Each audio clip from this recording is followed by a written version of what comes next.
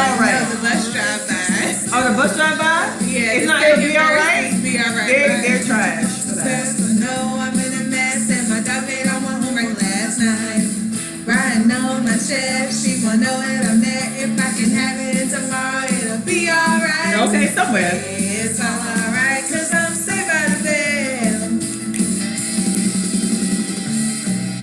Cause we had to cut that off because apparently they have a 1 minute theme song. Who does that? Saved by the Bell. I thought everybody had like 30 minutes. 30 seconds. You talking about the late 80s, early 90s. They made the most of their theme songs. I guess. Shout out to Saved by the Bell. I don't know about y'all, but on Saturday mornings, that is what I did. Yes. You remember California Dreams?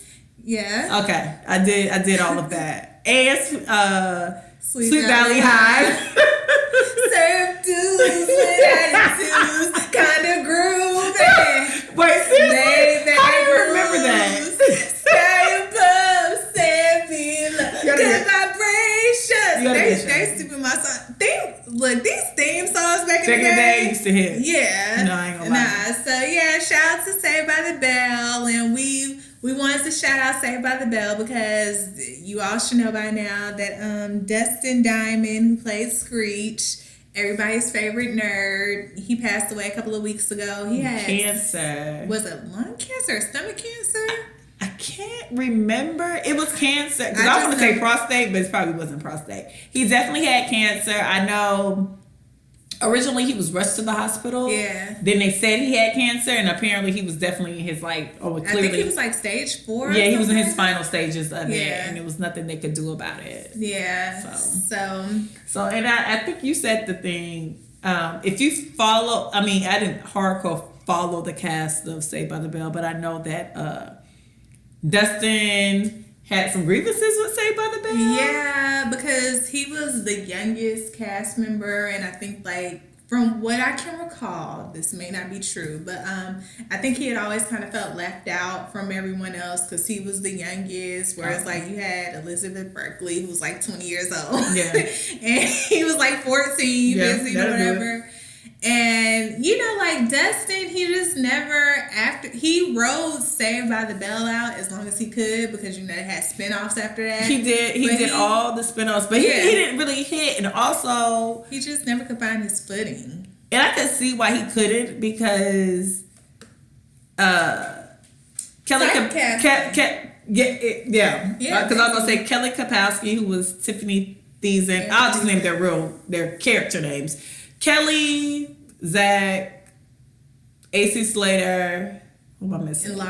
And Lark kinds of were teen heartthrobs in that era because Dustin was kind of this nerd and wasn't as attractive as the quote unquote attractive, if I would say it that way. And he was a little kid, actually. Nobody cared. Yeah. Yeah. So Yeah. So and afterwards, he went on. Remember when he was on Celebrity Fit Club? He got into it with old boy, the bald head. Somebody posted that. Harvey. Yes. And Harvey Harvey has a baby with. Does he have a baby with that chick from American Idol? I thought that they just dated. Does he have a? No, I wouldn't talk about her.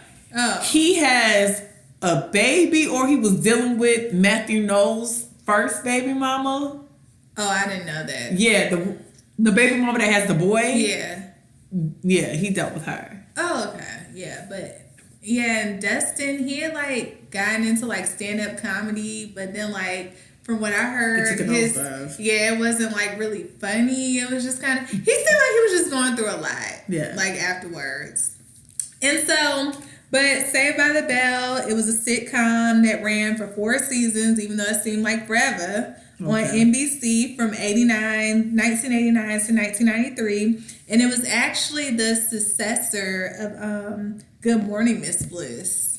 And Good Morning, Miss Bliss didn't have Kelly Kapowski. No, it didn't. It just had. Well, I was gonna get sad later. Oh, but no, it started off. Dustin Diamond was definitely one of the core students.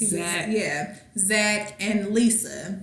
And so, but Good Morning, Miss Bliss ran for a couple of seasons. I can't remember if it was Disney me or something like that. I can't remember that. I don't remember. Yeah. I don't remember watching that show. I watched it I may catch a couple of episodes every once in a while. Yeah, I don't remember at that age watching. I remember Saved by the Bell. I remember later watching Miss Bliss because TBS picked up everything, and so before I used to, they used to play like 4, and then going to Saved by the Bell. I used to watch like 4 episodes of the variations of Saved by the Bell like every morning before I went to school. Yeah. And so and a different world. They did a different world like that at one point. Yeah. So I think Miss Bliss may have started off on the Disney Channel, but then they wanted to like rebrand it, and so it became Saved by the Bell, and the setting was Bayside High School, and it follows high school students and their principals, and the 4 characters that went from Good Morning Mrs. Bliss to Saved by the Bell would be Zach Morris, who was played by Mark Paul Gosselaar. And he was like charismatic and popular and blonde. Blonde. He was the first cell phone I ever saw. Yeah, that great cell phone. And he later on, when it became Saved by the Bell, he like was in love with Kelly Kapowski. And Zach was also for the streets because he dated like all the girls on the show. Like, he ran through all the girls on the show and just random people on the show as well. Zach was for the street. Yeah. And Dustin Diamond, as we said, he played Samuel Screech Powell, and he was Powell, and he was nerdy. He's Zach's best friend, and he's in love with Lisa Turtle. Lisa Turtle is played by the beautiful Lark Voorhees. Come on, Lark. Who was rich and popular, and she was black. No, and she was a fashionista, and low key, if you watch, she was on. Oh, we don't want to break up. Well, she was on episodes of Martin. She was on everything. She was on In the House, like Lark Voorhees. What's the Boys and Men video? Bended Knee. Yeah, like she's definitely a '90s beauty. Yeah, she's top tier. She's top tier '90s. Yeah. So, and she was also the high school gossiper. You knew who to get your gossip from. And like I said, she was black. I think she was like she wasn't the only black student in the school, but she was definitely shitting on the rest of them. It wasn't, clearly she was black, and that's a big deal. I also enjoy the fact that Lisa actually, parents were doing better than the rest of the kids' parents. And I'm pretty sure Chrissy has it. We're going to get to when they went to like that beach. They did the summer. Lisa was the only person who wasn't working that summer. Lisa's parents had a beach house. So Lisa went, the resort they worked at, Lisa went to it and stayed at her parents' beach house while everybody worked the whole summer. I'm glad you brought that up because I didn't remember that. No, she did. If you, again, Chrissy said Saved by the Bell looks like it has a lot of episodes. It feels like it because that whole beach era was they definitely was a season. They stretched. Because they had that one girl who was a Scientologist who hate people, Leah Remy, or whatever. Yeah, she was on that season. Yeah, so I genuinely always remember the fact that Lisa really, and because Kelly, I think Kelly stayed with her. Was Jesse there?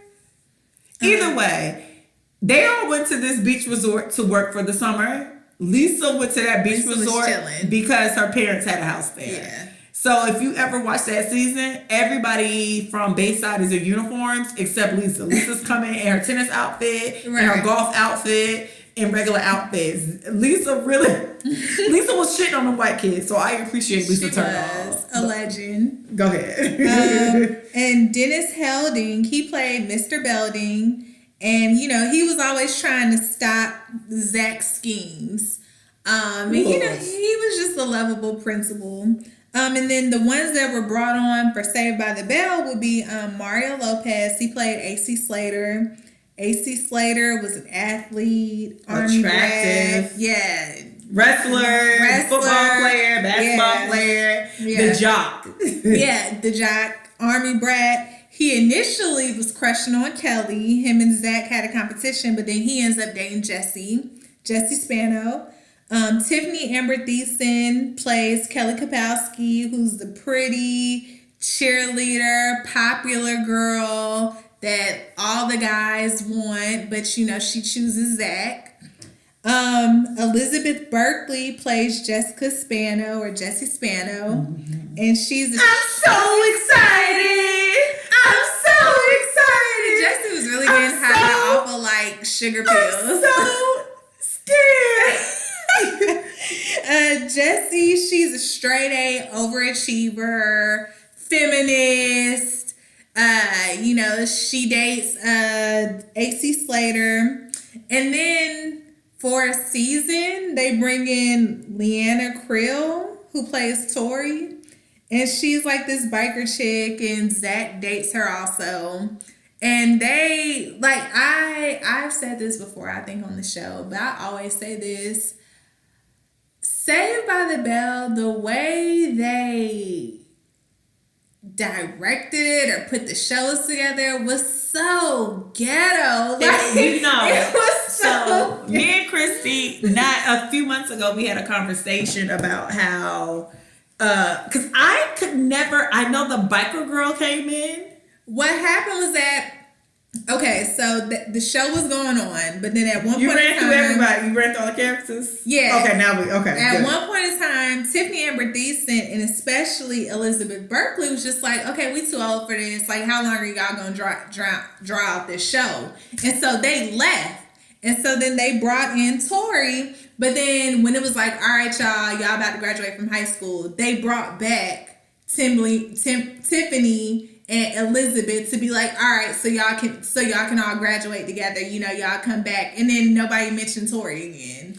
And that was a weird part, because they made Zach have a relationship with Tori, so then Tori just disappears. Yeah. That was a weird part. Yeah. And then remember when they had Tori Spelling? Yeah. She played like a dork girlfriend. Yeah. So yeah.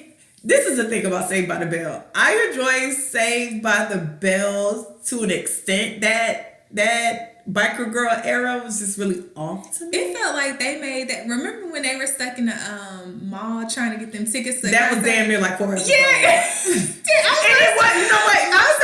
felt like a season. No, but what pissed me off about that episode more so, Lisa Turtle family had money, and we knew Lisa had money. It was just like, so why don't you just buy your friends their tickets? Or minimum buy your ticket. But this is back in the day though. Like, this is in the 80s and 90s. I guess like ticket. You know what I used to love?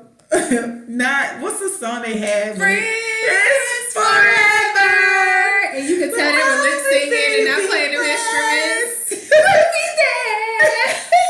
I love that one. And it seemed like they remember when Jesse's daddy got married in Vegas? No, it seemed like Hawaii, and that lasted a season. No, that was Hawaii. I thought they got married in Vegas. They got married in Hawaii. Oh, okay, maybe. Okay. Then. That was damn near a season. Yeah, they really. Because I think Zach and Kevin were trying to rekindle or not rekindle their shit there, and it was definitely like 9 Saturdays. Remember when Kelly dumped Zach for her boss? That was a pedophile? Yeah, Zach slut shamed her.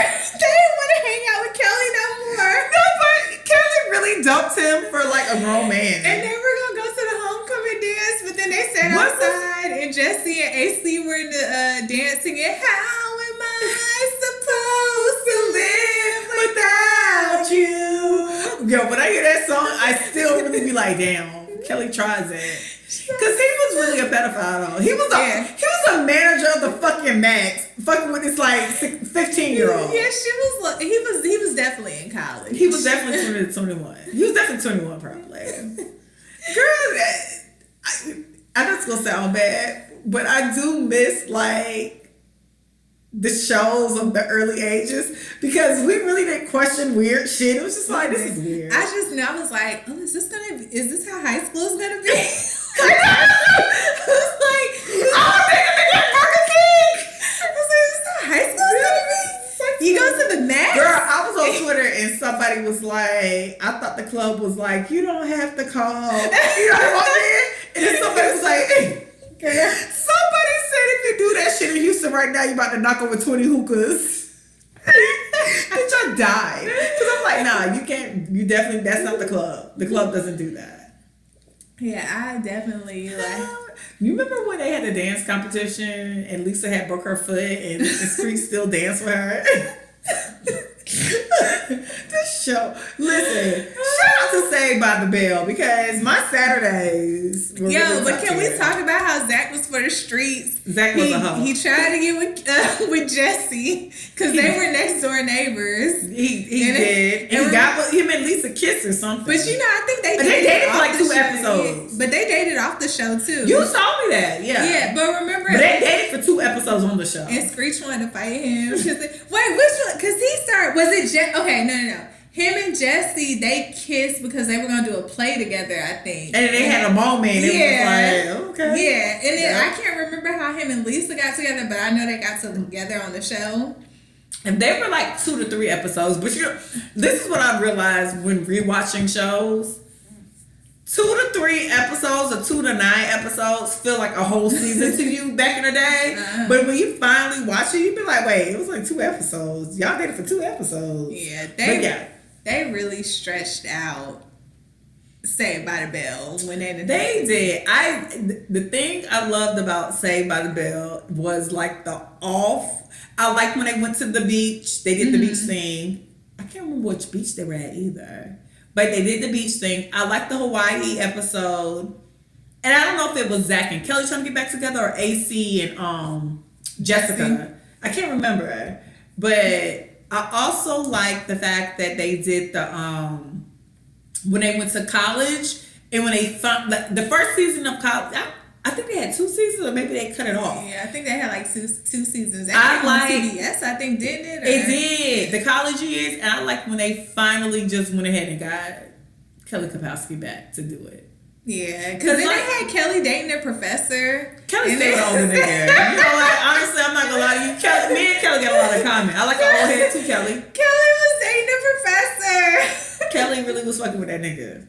And I'm with her. I understand her. And then when they did the wedding, like honestly, because I think that wedding special might have came on at night. Yeah, even though they got married, like their junior year of high school. I mean, their college. They were definitely like 20. But you know, Nana looked and back. Lark came back. Yeah, and Jesse came. Lark came back for the full 2 episodes. Jessie came back last minute, putting on her shoes. I'm not gonna miss it. I'm not gonna miss it. She put shoes on it because she wanted to be a bridesmaid. It was like full circle. Like if they would have just ended that shit right there, that would have been fine. But then they did the new school. Yeah, they did the new school with Bianca Lawson. And the one guy, what's the one guy who played in everything in the 90s? The cute one. He was Dorian in A Different World. He was Jackie Jackson. Oh yeah. He was like the football jock. And I can't think of his real name, but yeah. Bumpy Robinson? Bumpy Robinson. Yeah. Yeah, he was like, they had him and Bianca trying to be a thing. Because she was like the cheerleader too. Yeah. They had like they had the new, what was it called? Saved by the Bell, the new class for like 2 different seasons or whatever. It's like one class and another class came. They really tried to stretch it out and they got canceled both like I think first seasons, if I'm not mistaken. Yeah, that's why Destin got so like caught up in Saved by the Bell. He should have been trying to but they kept keeping what's the principal name again? Mr. Belding. They kept Mr. Belding too through all that. So and the sad part is he died, but they said his thing was he wanted to get back on the shout out to Peacock. Y'all commented about The Office and how I don't want to spend my $5, but how I should spend my $5. But yeah, they have a reboot of Saved by the Bell, and everybody's on it except for Dustin, but Dustin also has had problems with all the cast. Yeah, whatever happened with that. Because he was like putting him on blast. He said Mario Lopez had like raped some girl back in the day that the execs covered up. You ain't hear that? No, he raped somebody. Allegedly, Mario Lopez raped somebody. Did you ever watch that movie they had on Lifetime? I did, but I don't remember it. Oh, I just remember. I heard it was a lot of like alcohol, drugs, and fucking down to the Saved by the Bell. They were all with each other, like for the most part. But but allegedly, Dustin Diamond said that Mario Lopez had raped somebody, and the NBC execs or the people that were over Saved by the Bell like made it go away. Which is kind of ironic considering that Mario was like the only one that shouted him out when he died that I saw. I didn't see the rest of them. You believe it? I'm gonna say that. I'm gonna tell y'all something about like life. I don't put shit past nobody. Yeah, and it was the 80s and early 90s and stuff too. Like things was just, I don't know. I'm not gonna speak on it. I just know what he said. Damn, I gotta look. I didn't know he said that. Yeah. Yes. Damn. And he was the only one that shouted him out. From what I saw, he was. I didn't relive Dustin's mess with Saved by the Bell. And then, like, Dustin also said about Lark Voorhees that she was never the same after she dated Martin. And you know what I think what happened with Lark, though? I think they were doing drugs. And I think the drugs might have something triggered her, and she just can never come back from it. Or maybe she just always had mental issues. Because, I mean, I've heard of that, too, where people just, they're fine, and then something triggers them, and they're just never the same. So, you just never know. But yeah, I heard about Lark, like her and Martin were dating. Because it's something and then all of a sudden he turned around, was like he was marrying, what's the face that ended up marrying? The first, Emmett Smith. Yeah, Emmett Smith. The football player. Yeah. What was her name? I forgot her name, but yeah. Because she's second wife is Shamika. Yeah. But yeah, that's what I... Damn, what was his first wife name? And I see it because they got a daughter together. Yeah. Emmett Smith. Paula? It's not Paula. Patricia. Oh, there you go. It was a P. Yeah. Oh, okay. Pat. Yeah. Yeah, because they have a daughter together. But yeah, apparently he said she was never the same after dating. Do you think, I don't think trigger you, but I do think they was probably doing coke. Do you think that might have set? I mean, she may have been doing coke, but like I said, with mental illness, you just never know what might trigger you. Because I knew somebody who was doing well in college and then something just triggered them and they were just never the same. And that's very scary to me. And it was nothing drugs related. It was just something happened and they were just... But no, I've had a family member like that. They had to talk themselves out of it. I mean, I talk about mental health on Recovering Party Girls. They really do be like that where you be watching yourself spiral. You just... You kind of looking at yourself like, I'm about to go down. Yeah. No, but the person... I'm going down. The person I knew had like, she was bipolar or schizophrenic. Yeah, I can see that. Because you feel it. Yeah. Yeah, I can see it. Mental health be serious. Yeah. So... Damn. But, you know... Not did he say anything about Kelly Kapowski? Look at me. I don't remember about them. Shout out to Kelly because the only person who really transitioned very well outside of Saved by the Bell was Kelly Kapowski. And Mark Paul Gosselaar, he's like had... Who's Mark? Zach Morris and Mario Lopez. No, those three did well, but right after that show, she went into 90210 and she became like this. She was able to grow up, but not in a weird way. Good girl. And and Lark too, because Lark was like Lark didn't have a 90210, but Lark stayed booked and busy on. Yeah, but I don't think she was something about Lark that made me feel like she was caught in like a Disney image either, if that makes sense. But she was black. Is that what it was? Yeah, like, Jaleel White just said how he was never invited to the Emmys. And he was the biggest child star of everybody. How the fuck was he never invited to the Emmys? Yeah, he was never invited. So it's like, it's kind of seriously? like... Yeah. The way Urkel was eating everybody up for years? He said years. He said he was never Urkel ate them up until he decided not to eat them up. He was just like, all right, I don't want to do this no more, so I'm done eating y'all up. Yeah, no, he said he was never invited. You know, black stars, black kids, like, they didn't get the same acknowledgement. That's why I feel bad. Like, I like the fact that if y'all follow Jaleel White is still very sane. Mm-hmm.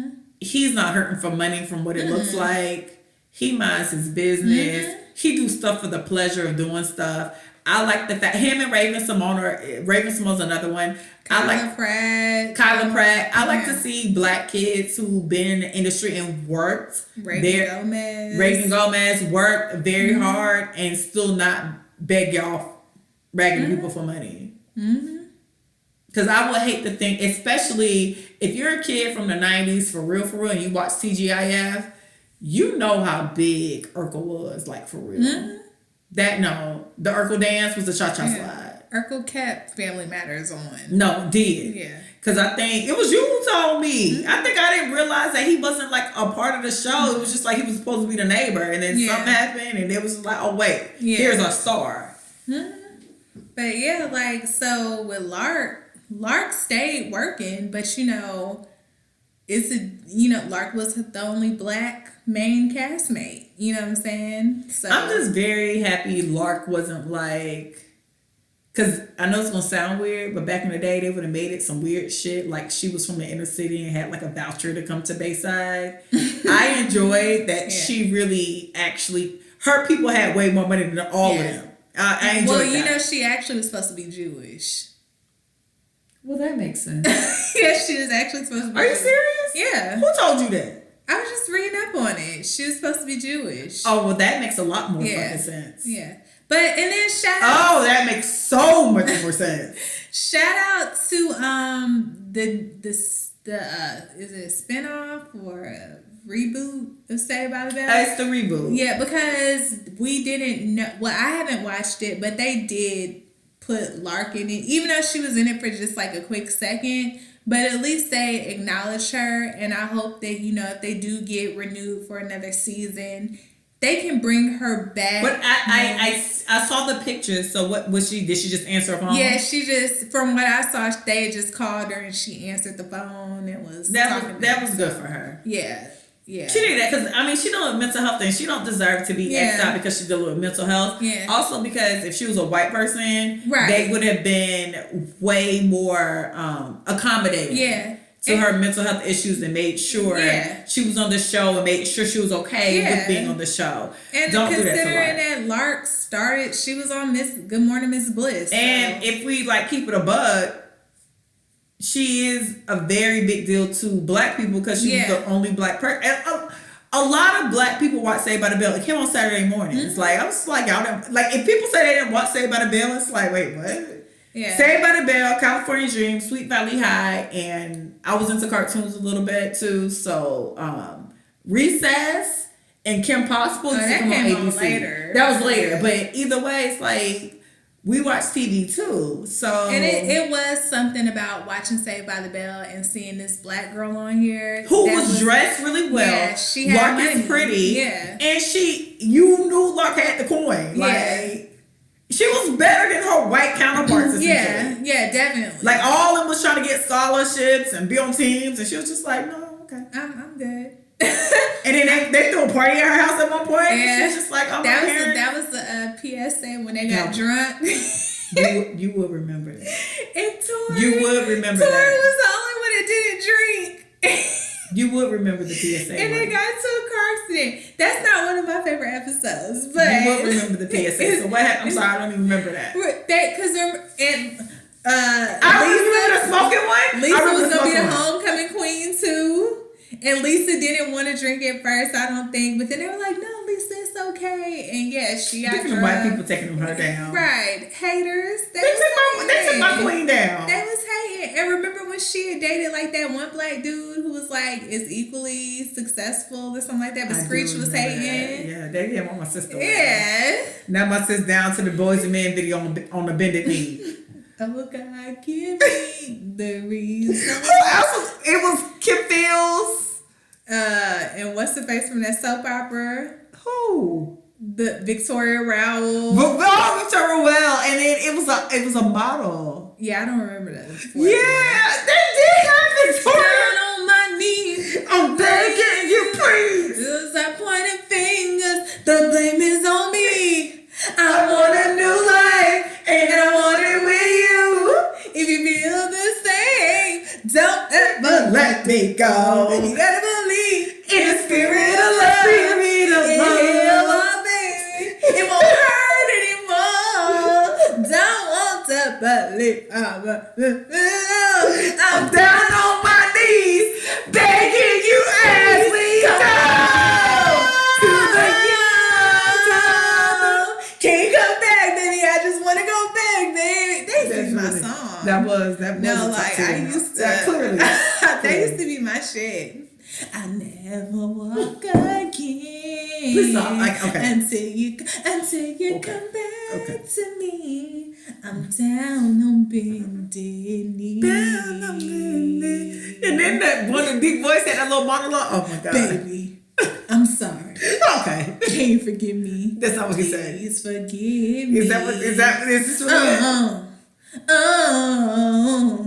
Yeah, I'm gonna swallow my pride. Say I'm sorry. Stop pointing fingers. The blame is on me. Blame is on me. But shout out to Saved by the Bell. R.I.P. Dusty Diamond. Shout out Lark Voorhees. 90s. Top tier bitch. Real one. Don't ever If don't nobody else give you a shout out, no. you are greatly appreciated. You are your beauty, everything you did in the 90s. You on them episodes when Martin wasn't dealing with Gina no more. Top tier. And you bucked that Sinead. Did. And come on, no. Your hair was always popping. Like, no, y'all got like fucked up. And y'all, let me tell y'all something. Side note on mental health and addiction.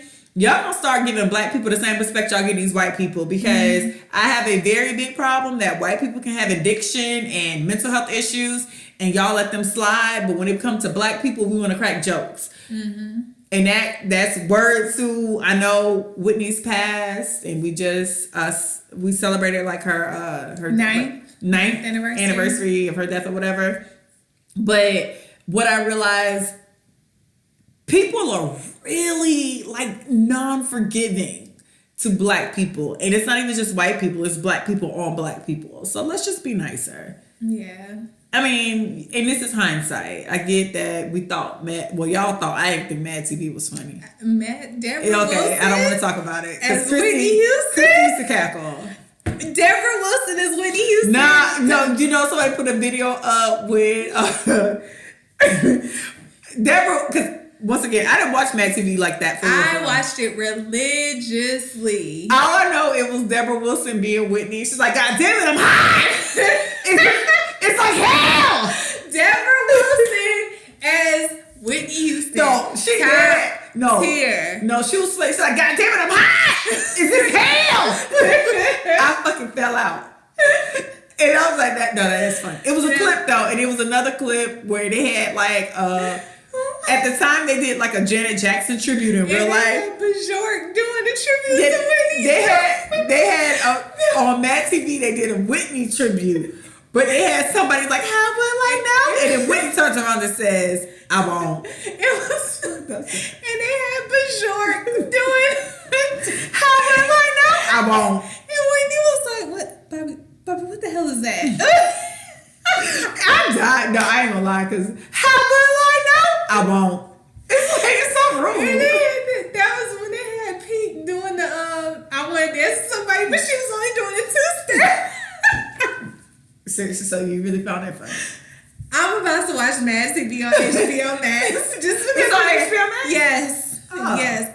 It was at one point. I'll do a throwback appreciation for Mad TV, because I used to watch Mad TV like every weekend. Such a mean-spirited person. Look, they picked How up. will I know? I won't. They picked up where In Living Color. In Living Color was funny as hell. Yeah, so just a few things, because the last episode was Roku and Relax, because you all know I got a Roku, so I was catching up on Netflix and stuff. And so I forgot to mention on the last show, another show that I've been watching is Cobra Kai. And I really like Cobra Kai. It gives you all the nostalgia of Karate Kid. It stars Johnny Lawrence, I think is his name, the character name. He played the antagonist of Daniel's son. And Daniel's son comes back, and Ralph Macchio, I think it's his real name. And it just picks up like 30 years later where they're at now. Wait, what? Yes. So Cobra Kai is basically Karate Kid? Yes, because nobody said that? Johnny Lawrence was in Cobra Kai. And I don't know what Cobra Kai is. That was the what's it called? The karate studio. I forgot what the official name is that they were training at. Mm-hmm. And so Johnny, he's the one who Daniel's son did the kick on. Yeah. And so it picks up 30 years later where you see Johnny is like what you thought he would be, where he was, because in the movies he was like real privileged or whatever. And so 30 years later, he's like, well, he's not an alcoholic, but he's just like wasted his life away. And then Daniel's son, he's like successful with his own car dealership. And, you know, now he has a daughter.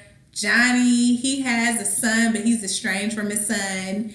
And like I said, Johnny is just kind of like a bum, but he rediscovers his love for karate because he like takes this one boy under his wing who was like a nerd, and he teaches him how to fight.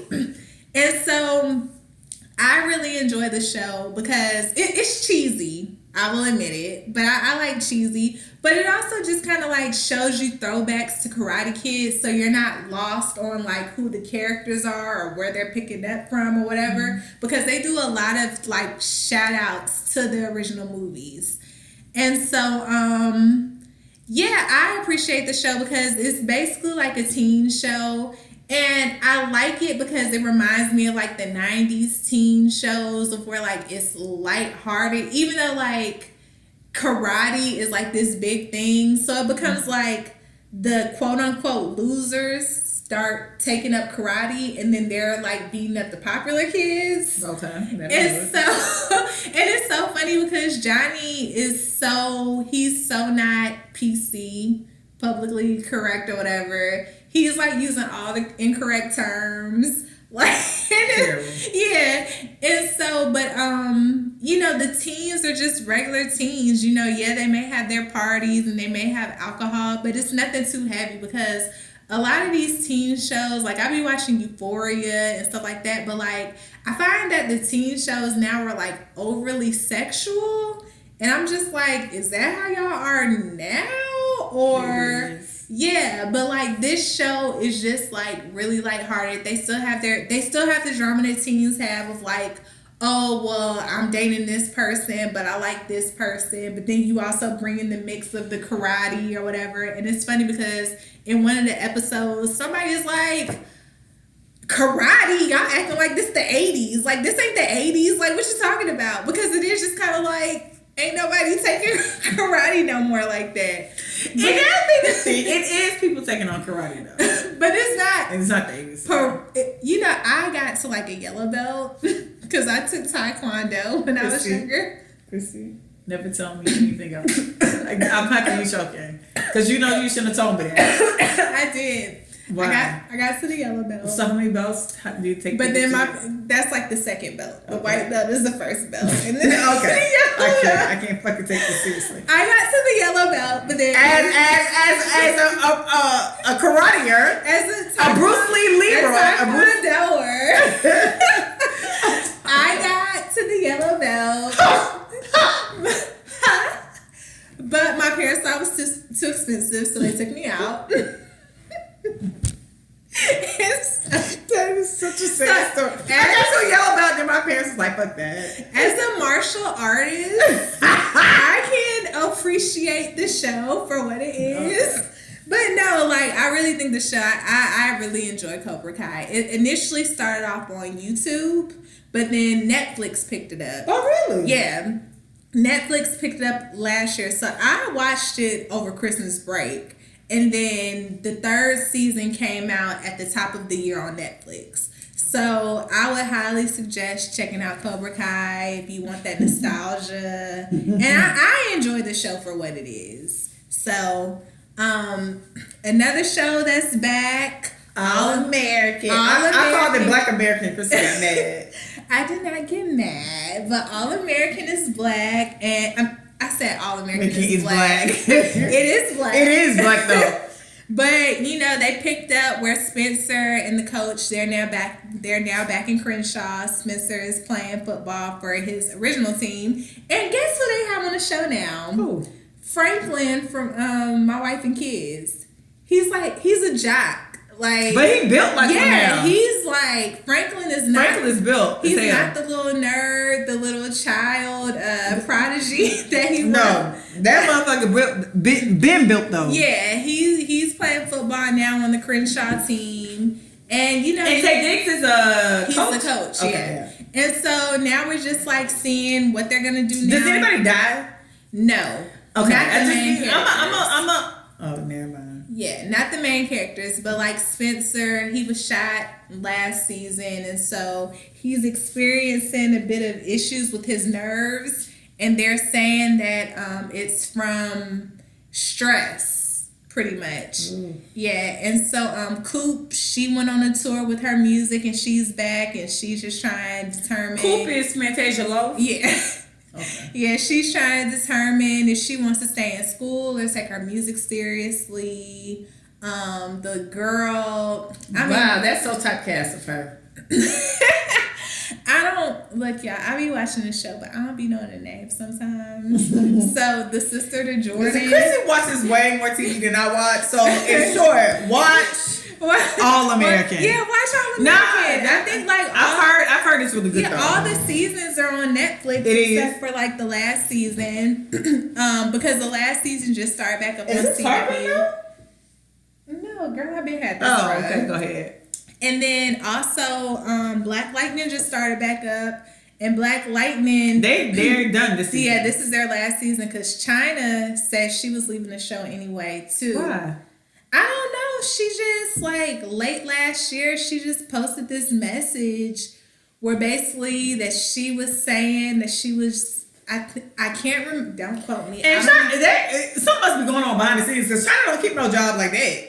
Yeah, don't quote me, but I think like just basically she was saying that she don't like what's been going on in Hollywood or whatever. But she said like Black Lightning, they treated her well. Oh, okay. But she was planning on this was gonna be her last season anyway.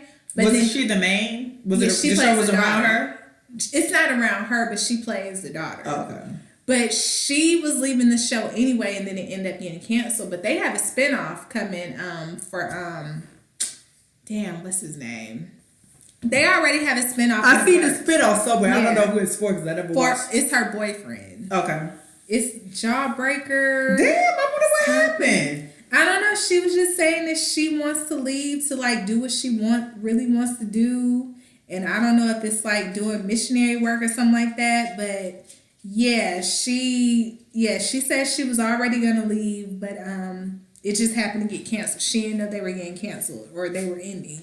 So Painkiller, that's his name. They're gonna do a backdoor pilot for Painkiller. That's gonna be the spinoff. And this is Mari Brockakil. Yeah, Mari Brockakil's husband, Salim. His name I don't know.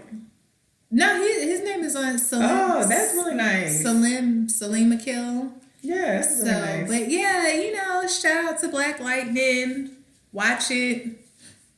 So, what else has been on? What else have we been on? This is us. Yep. Came back and left and came back and left. And then, the last episode that we reviewed was Randall meeting his mom, and they only came back from one episode this last That's twice, though, right? At once? Yeah, because they've been playing reruns. The last...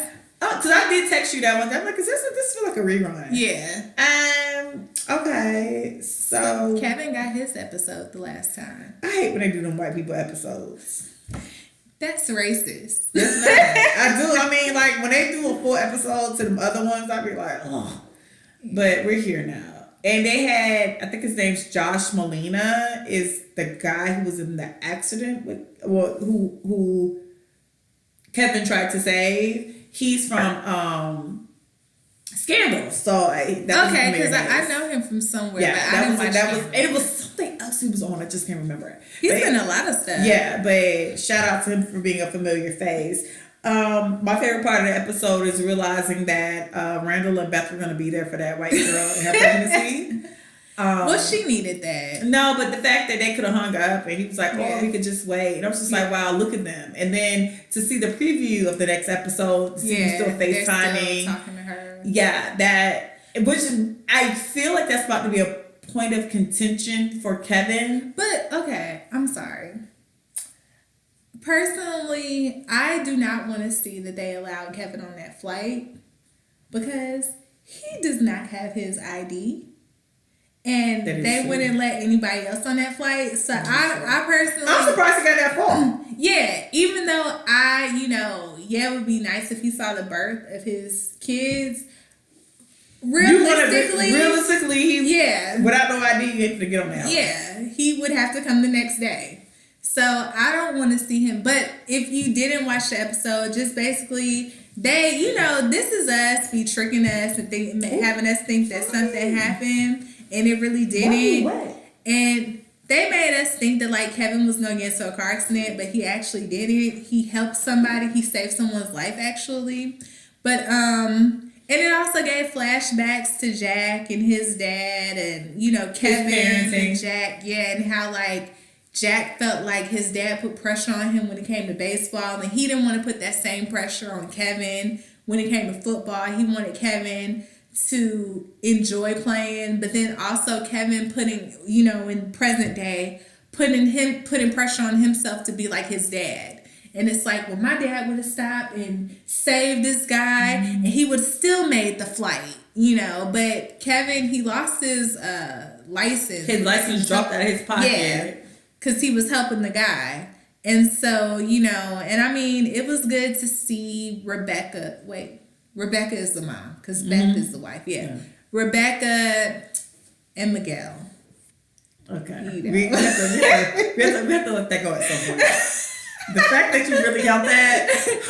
You've held that. You really held that. You've held that. And Miguel were on this episode. And, Miguel was trying to make himself seem helpful, by getting Kevin the flight to Seattle. Even though he could have got him a flight out of Canada, but we know that Miguel really wanted to sabotage him being there for his kid's birth too. Oh, okay. But y'all don't see it. Okay. But when it all comes out, when the series finale, Miguel is the villain. he wanted it. He killed Jack. He ruined those kids' life. He poisoned Rebecca. He purposely had Jack fly out of LA, knowing he was in Toronto to see the birth of his kids. But when it all comes out that Miguel was behind everything, y'all are gonna remember this and y'all gonna thank me. But okay. Y'all gonna say Christy knew it because I be knowing. Okay. But, so we'll see the next episode. I think the next episode is going to be focused on Kate. No. Yeah. Oh, God, as Kevin was trying to rush home to get to the birth of his twins, Kate, the adoptive mother, wasn't she going into labor too? Yeah, nobody wants to see that shit. We still don't know what's up with that adoptive mother. Listen, I'm going to tell you, I don't really care about all the mother Pearsons. What's happening with Beth and Randall?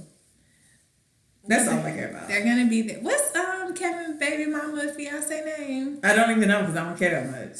I mean, I just hope that because I said she gonna die. I think she gonna pass away. Don't kill that lady. That's just what I think. That she gonna when? On the season finale later? I think Miguel is going to go to the hospital. Okay. Slip something in her epidural. How do you think she's going to die for real? I don't know. I just, because, giving birth, even though I clown Phaedra when she said this 10 plus years ago. We did clown. She said it's supposed to be to death or something. So, and you just never know. And plus, she had already had an eating disorder before. And eating disorders. I think it might, do you think they might twist it into a mental health postpartum thing? And she they make it real dramatic.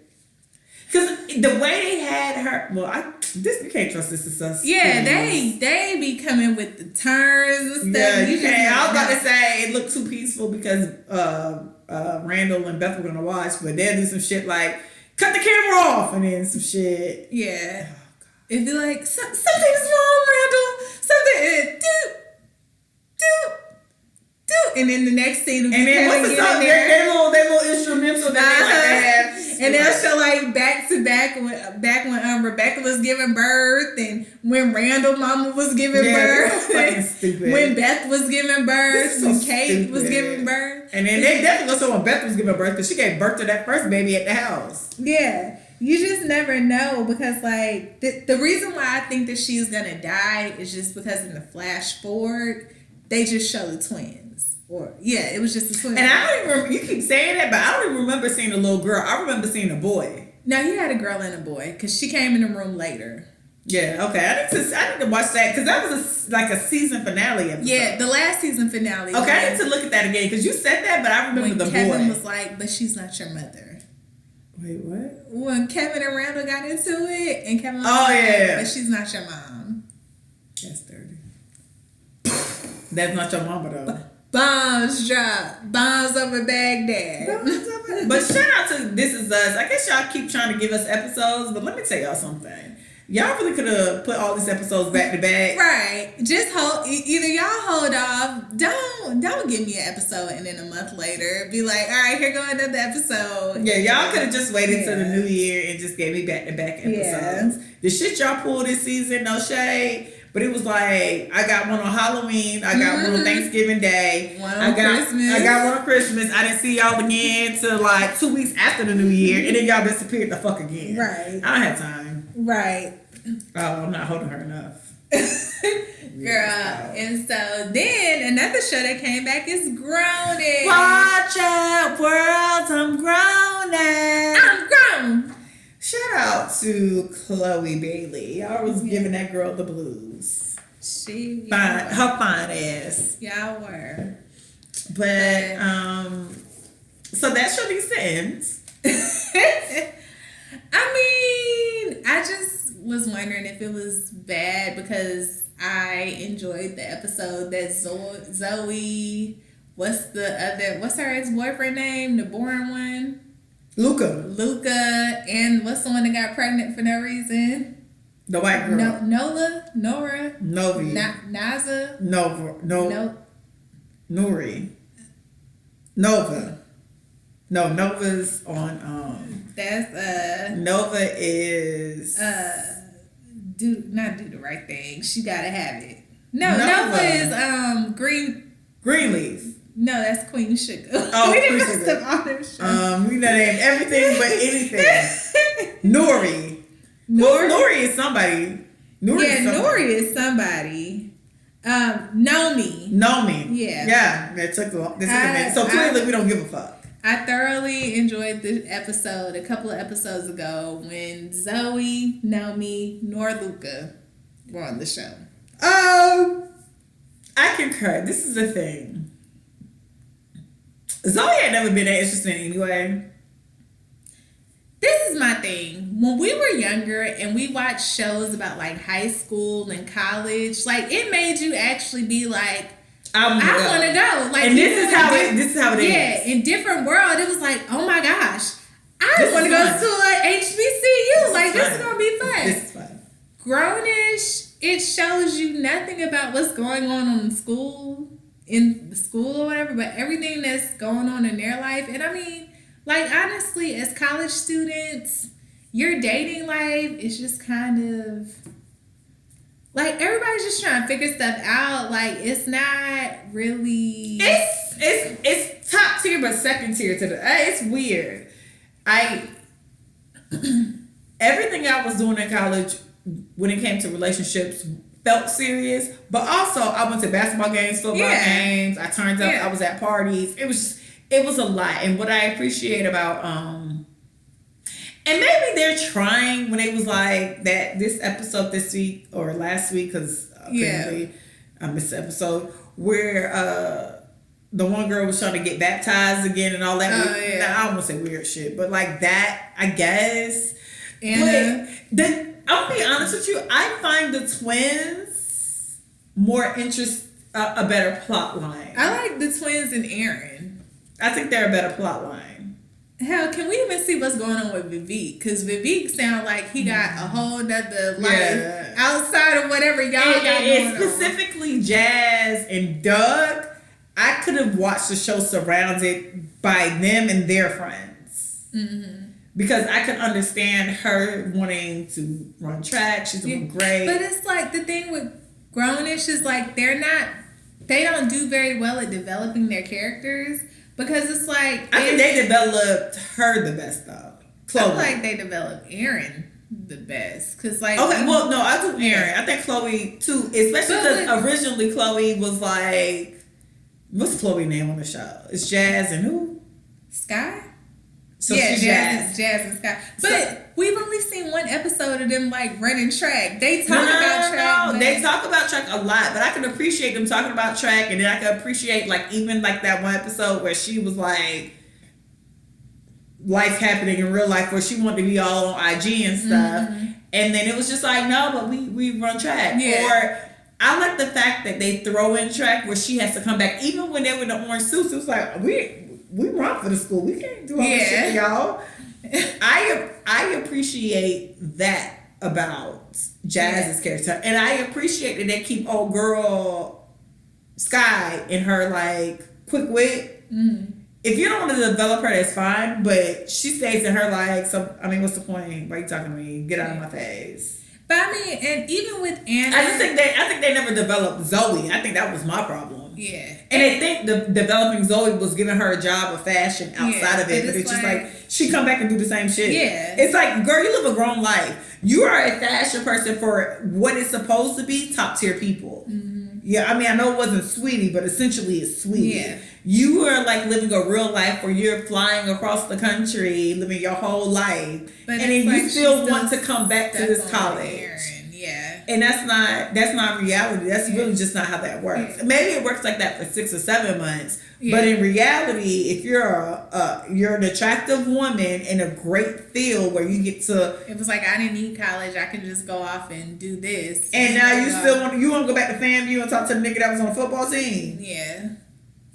But you hanging out with essentially Sweetie and Offset and Quavo and what are their names? Offset, Quavo, I missed one. Something. Whatever. Takeoff and Cardi B, and they hit you up with other people. Joey Badass, because she started off. Yeah, you were Joey Badass, and then you down to the Insecure set, and it's like, oh wait, but let me just go back to my college and this like apartment that I have with, or this house I have with everybody. But they haven't developed Chloe because it's like she's still shallow as hell. Like it's just nothing. And I would have liked to see Bo and Giraffe. And listen, let me tell you something. I have not watched none of Blackfish this I've been watching it, but you know Marseille ain't really been on it like that either. So that shit needs to be canceled. Like, let's just save ourselves. Yeah, they could just end it on. They just need to just. Well, they can't now. They do one more season. What I mean, one more season, half of the season, meaning they don't come back after December, where they get like the whole family together and everybody just kind of do an episode and go. They don't even be mentioning Devontae no more. Because Beyonce. Do they mention Zoe at this point? Is Zoe still there? I think they mentioned her at the wedding. I think she was in the wedding. I think she came to the wedding episode. I seen a picture. I think, yeah. Yeah, they just think it's time. That's ran its course. Yeah. But yeah, they just because they developed Anna. You know, they're showing her because it's like she came in super conservative, but then you realize that like she was conservative, but didn't really like. She was just doing it because it was like her parents. Yeah. But then I just also didn't like the whole storyline with Anna and Aaron. But then because that was stupid. Yeah, but now Zoe is still in love. Like it was just. Because one thing I appreciate about Whitley Gilbert and Dwayne Wayne is they never gave Dwayne Wayne and Whitley a main character storyline. It started off with Denise Huxtable, but clearly that like went on. They never was like, okay, Whitley doesn't want you, but let's just put you here. It was just like, oh, Whitley doesn't want you, but oh, Freddie might crush on you. Whitley doesn't want you, but here are all these other people that's not going to last on the show. Yeah. That can, and I don't like that because it's like, well, hey girl, I want to talk about how it's up with Aaron because I want to tell my new boyfriend. Zoe, you okay? And it's just like, that's white people shit. Yeah. That's definitely not nigga shit. Yeah. Yeah. And then, so how you feel about Aaron's girlfriend telling Zoe to back off? I mean, I text you about that. I think that's stupid as fuck. Yeah, I just thought... I had that happen to me before, though. I literally had some girl knock on my mom happened to be visiting me that weekend. And it happened to just be me and my mama in my apartment. I lived in a four bedroom apartment. Chrissy's, the reason I know Chrissy again is her best friend, Shantara. It was me, Shantara. I had 2 other roommates. I don't know, and that was really odd. Our house was actually like dead silent. If you know us in college, our house was never a place where it was less than like 5 people at one time in it. That girl knocked on my door, answered the door, and I looked back at my mama because I know my mama. So I came out, I closed the door, and that girl went to her spiel. But then my mama like swings the door open because you have to know my mama. And so then the girl tried to like re-explain it to me, but in front of my mama. And my mama straight up saw her. It was like, if you asking her to leave him alone, that means you leave him alone. Because the advice I would give my daughter is to keep doing what she's doing. Yeah, I mean, personally, I am a person, if you know me, I'm a very prideful person. And I very much believe in the whole, like, never let them see you sweat. And so I went, and then plus, because they're college age.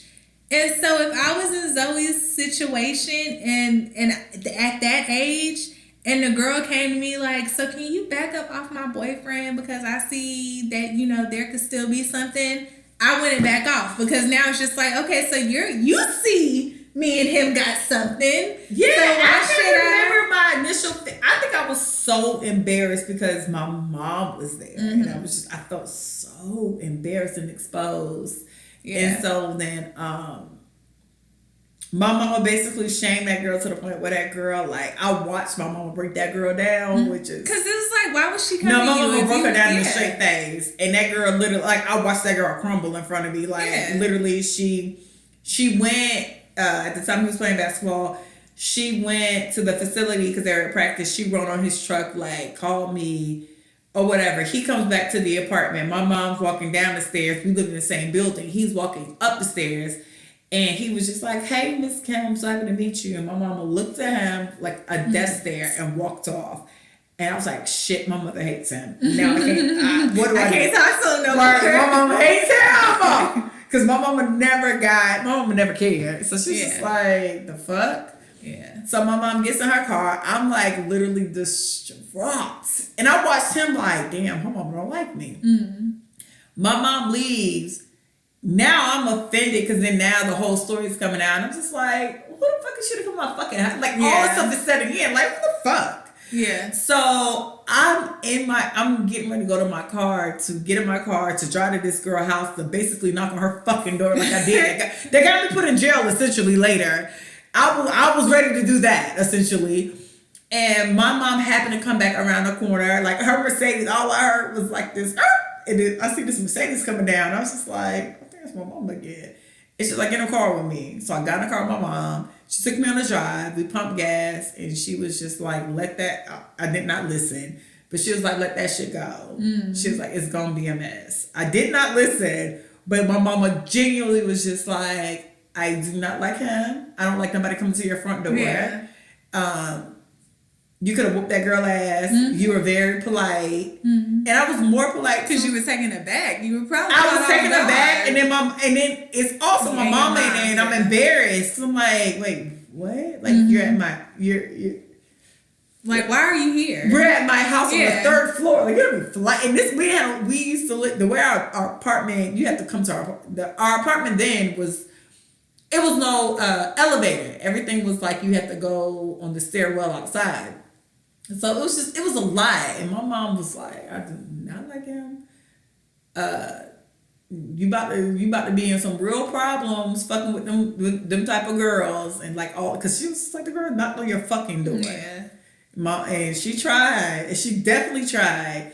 But then the other half of all of that mess was, well, why are you bothering me? He's talking to a whole bunch of people. He's talking to me, you, and everybody else. So what is it about me that stops the clock? Mm-hmm. And then a part of me leaned into it because I couldn't help it. It was just like, nah, bitch, I got something for y'all ass. Yeah, my ex, his girlfriend at the time, it just so happened me and his girlfriend up going to church. Going to the same church. Wow, really? That's a story for you. Yeah, it just so happened. Wow, that's such a great story, Christy. We ended up going to the same church. And she didn't approach me.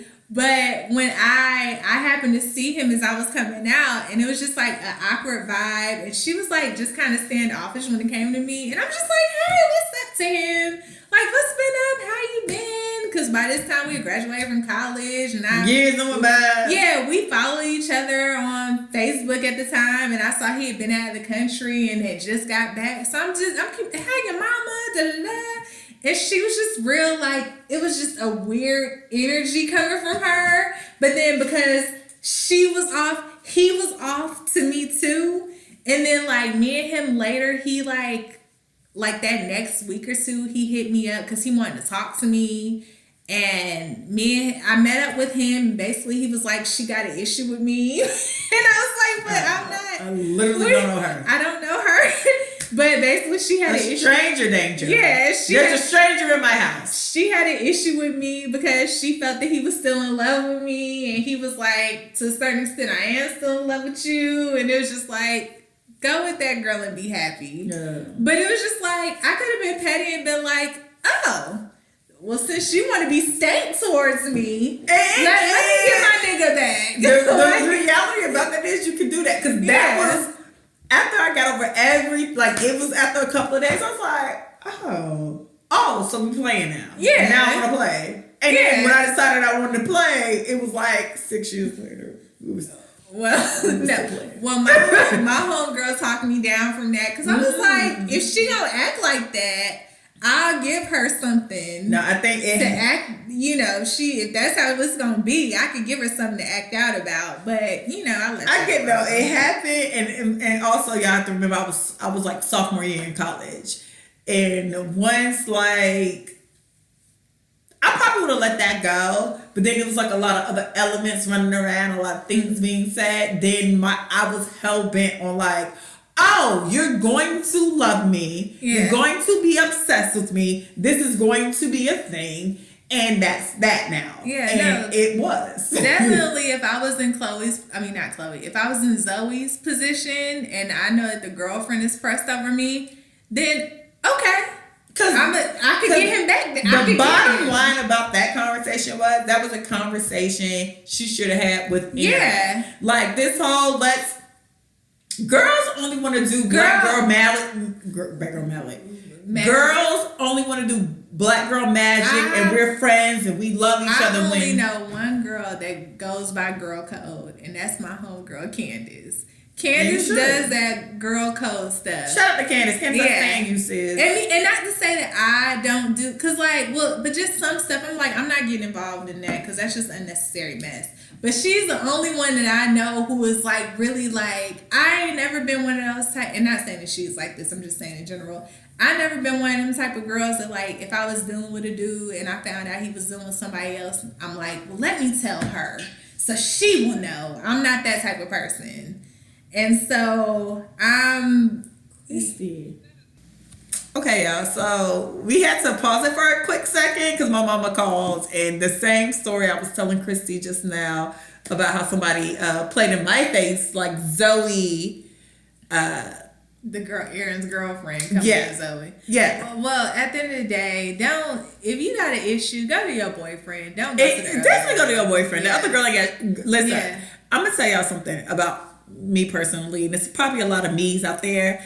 When y'all do stuff like that, it's an adverse effect. So if you do something like that to me, I want the nigga more. but I mean, just overall, because from that episode, she was already hanging out with Aaron when Zoe called late and FaceTimed him. And so, you know what I found very interesting? Like, this is what I don't like. And back to the full thing. What I don't like about Grownish is I don't think they develop well. And we say this all the time. Mm-hmm.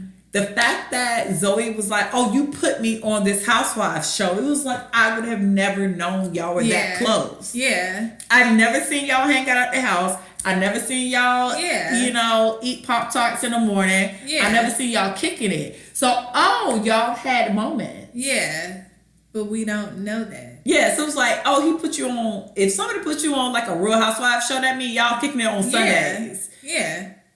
And everybody knows Sunday be like real lax, real let's go get something to eat, let's kick it. And that's what I actually found more weird about that scene was like, wait, But and also that would have been a good time for the girlfriend when that phone call, because they tried to be like, well, the girlfriend gave him a kiss to kind of like exert herself, in front of Zoe.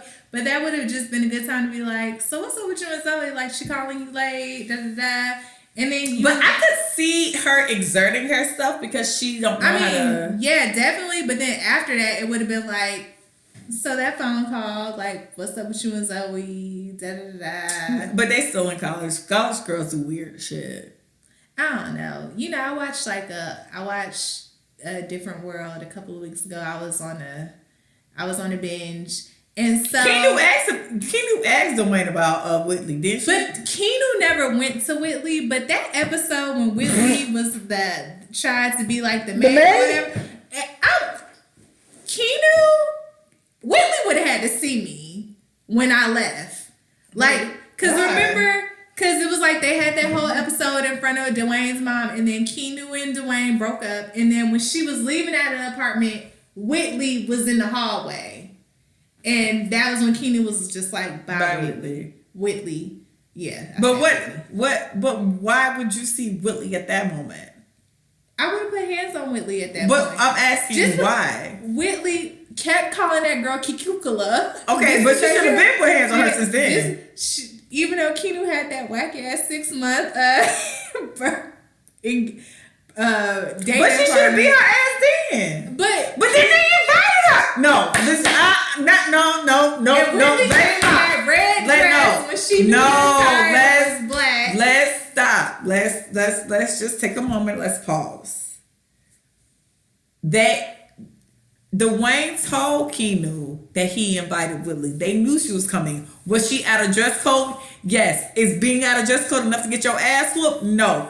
What would get your ass whooped was when she got ready to take that picture the way she did. That should have got her bopped. But Kenu didn't bop her coming to the house and being like, I'm gonna be the maid, and then doing that. Ron hired her. That was on Ron. But Whitley knew what she was doing. But Ron also hired. Whitley could not have done half the shit she did if it wasn't for enabling. But at that point, that whole she should be Ron ass. That whole she doing her job. She getting her points. She getting money. Ron essentially said, "You need money. I got something you can do." That should have been on Ron. That whole me leaving and you standing out in the hall. Just say you just want to fight that. At that point, it would have just been like all bets off. Like, okay, bitch. Okay, I mean, I can respect that. It would have been like for me, it would have been like a whole bunch of pent up stuff to where it would have been like, okay, now we broken up now, and now I'm. I can understand that though. But you made it seem like every other reason. Every other reason is not that. If you just would have been like, look, bitch, you've been playing in my face. I know they've been playing in my face. Yeah, let's roll. Yeah, I can respect that. Oh yeah. That's what I'm saying. Like, because I probably would have. I would have played it cool as Kenu, like, because I would have went to Dwayne. I would have went to Dwayne first, but that whole after the fact, it would have been like, okay, now you take your ass back in the apartment. Now you playing in my face now. I mean, she wouldn't have came to my 6 month anniversary. She would have came. No, she would have. I'm trying to figure out when I would have Whitley. No, she would have got checked the first time. She would have tried to play with my name. Wait, when was the first time she played with her name? Kikukala. No, when was what was the first episode? I think like the first time we were introduced to Kenu, she was playing with her name. No, I would let her live then. I'm not that mean. But after a while, it was like, okay. No, I remember the first one. Thank you, Kikukala. Welcome to our lives. And then she left. So I'm trying to figure. I can't remember. I gotta watch A Different World, which is on my list again.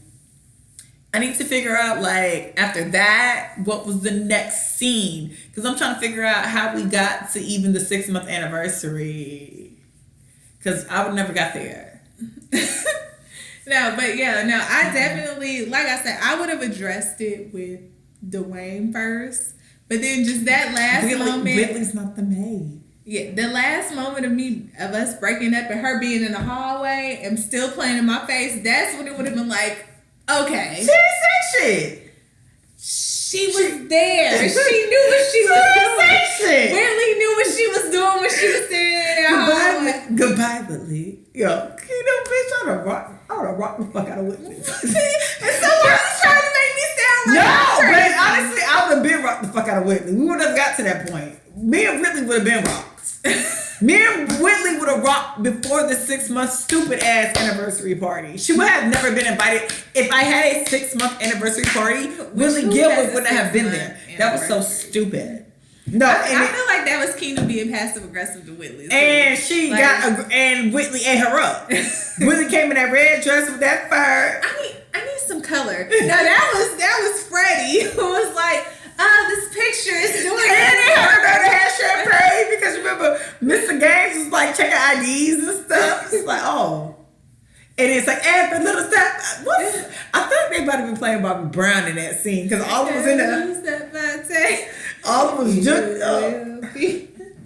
Nah, but yeah, so more 6 fucking months. Kenu, you want your shit. Oh, girl shouldn't have went to Zoe about Aaron. She should have went to Aaron. Whitley is not the maid. I fired the maid. Whitley is not the maid. It's such a stupid ass show. Tell her, Dwayne, she's fired. You're fired. Fired. And he like tossed her out the door. It's so goddamn dramatic. And then his mama was in town still. Mama didn't like neither one of them. They couldn't stand. Any crumpets, Mrs. Wayne? It's like, what she cooked? Oh my God. And it's just like a grilled ham and cheese sandwich. Fucking God. If Patti LaBelle knew nothing else, she did. Patti LaBelle, and I say Patti LaBelle and is Diane Carroll. If they didn't do nothing else, no. Got Emmys. No. Like, if they didn't do nothing else, they played them goddamn parents. Yeah. No, for real. Yeah. Hey, Chipmunk. They ain't do, especially I'm Marion. All mothers, but you're not my mom.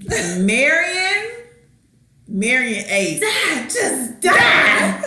Your father, you know who also promised me that? Your father. He promised me the moon, but it was the judge who gave it to me. I never for fucking no. Dead ass. When I get married, that is why I will have a prenuptial agreement. Marion Gilbert told me that your father promised me the moon. You know who gave it to me? The judge. I literally think about that shit all the time. I was like, yo, the way I'm about to have my prenuptial agreement, because you know who the fuck is gonna give me anything regardless? Okay. Marion tried to tell us. She dead said, your father promised me the moon. You know who gave it to me? The judge. What? R.I.P. Diane Carroll. Come on, Diane. Yeah, top tip. That it's really upsetting that she should have got all the awards for Marion. She played the fuck out of Marion. Yeah.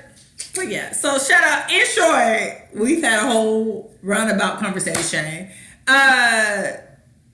Don't be going to somebody else about your nigga. That's your nigga business. Right. That's all we have. Right. So on to a heavier note.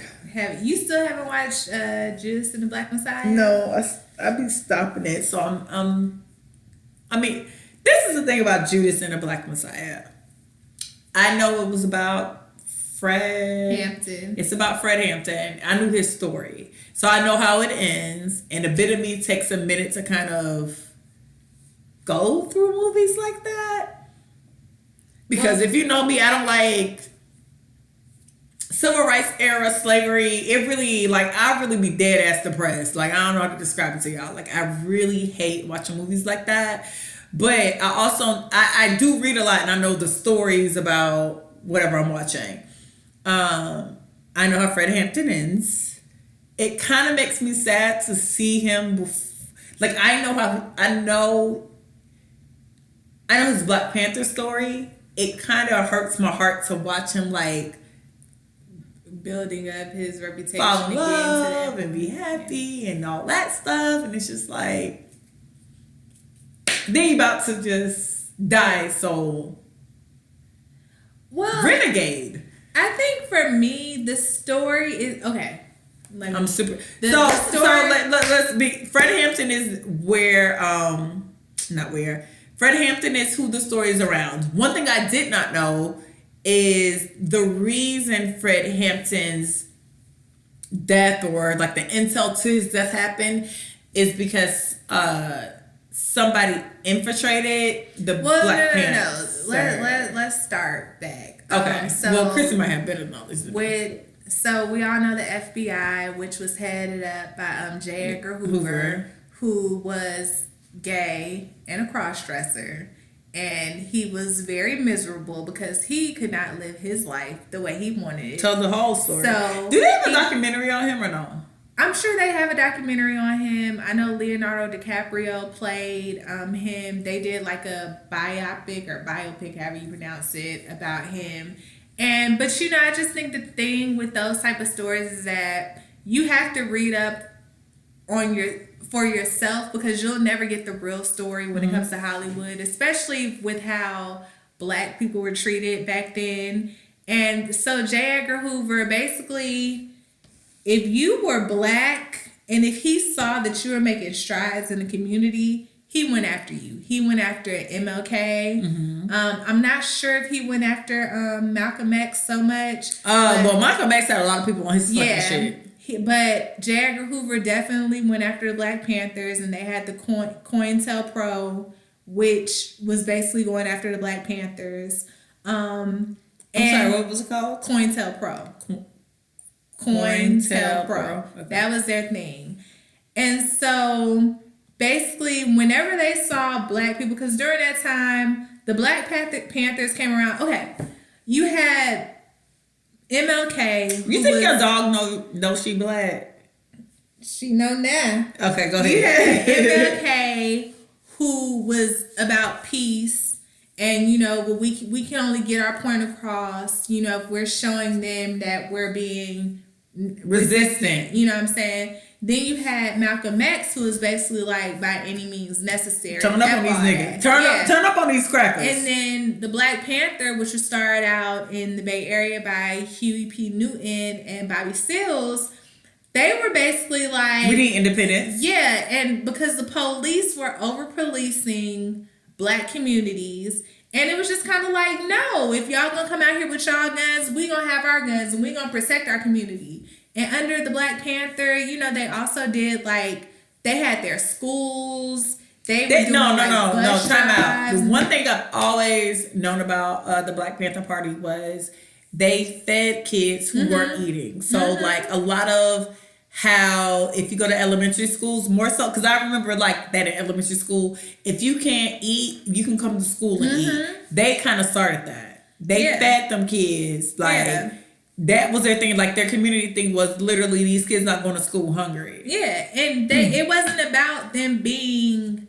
They weren't starting stuff being instigators with the police. It was like, no, you're not going to come into our communities and you're not going to treat us You know this what way. I feel like it was? And this is not me being ridiculous or racist or whatever.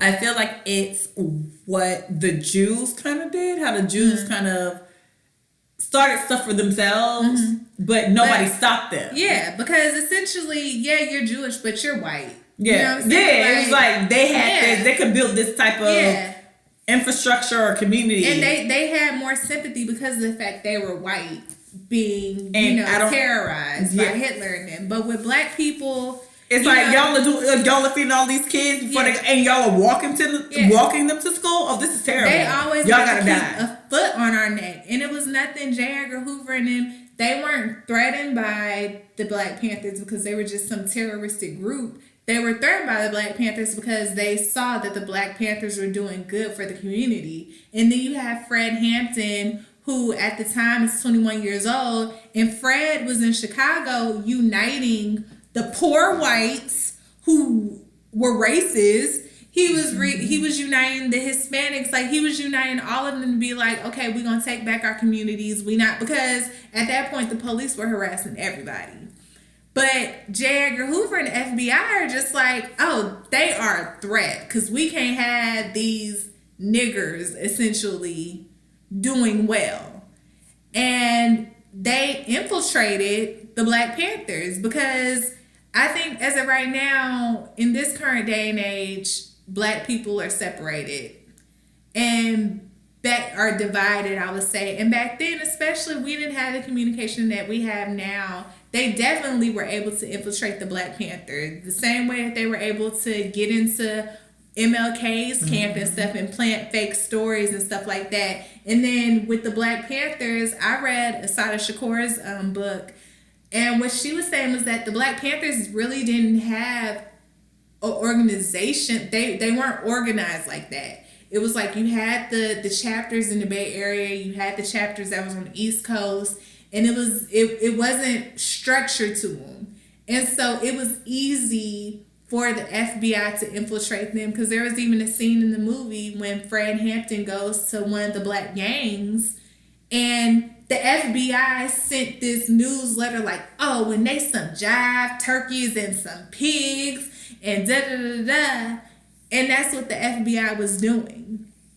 And so you have Fred Hampton, who's young. They get this kid basically, because he was 17 years old, and he was doing like little misdemeanor crimes or maybe felonies or whatever. And so basically it's like, all right, kid, well, to keep you from going to prison, this is what you need to do. You need to go into the Black Panthers and infiltrate them and become an informant, and we'll protect you. We'll give you money. We'll keep you from going to jail. And that's why I didn't realize. Yeah. I mean, I kind of knew, but I never delved deep into it. And that was like, that's what made it so hard for me to watch Judas and the Black Messiah.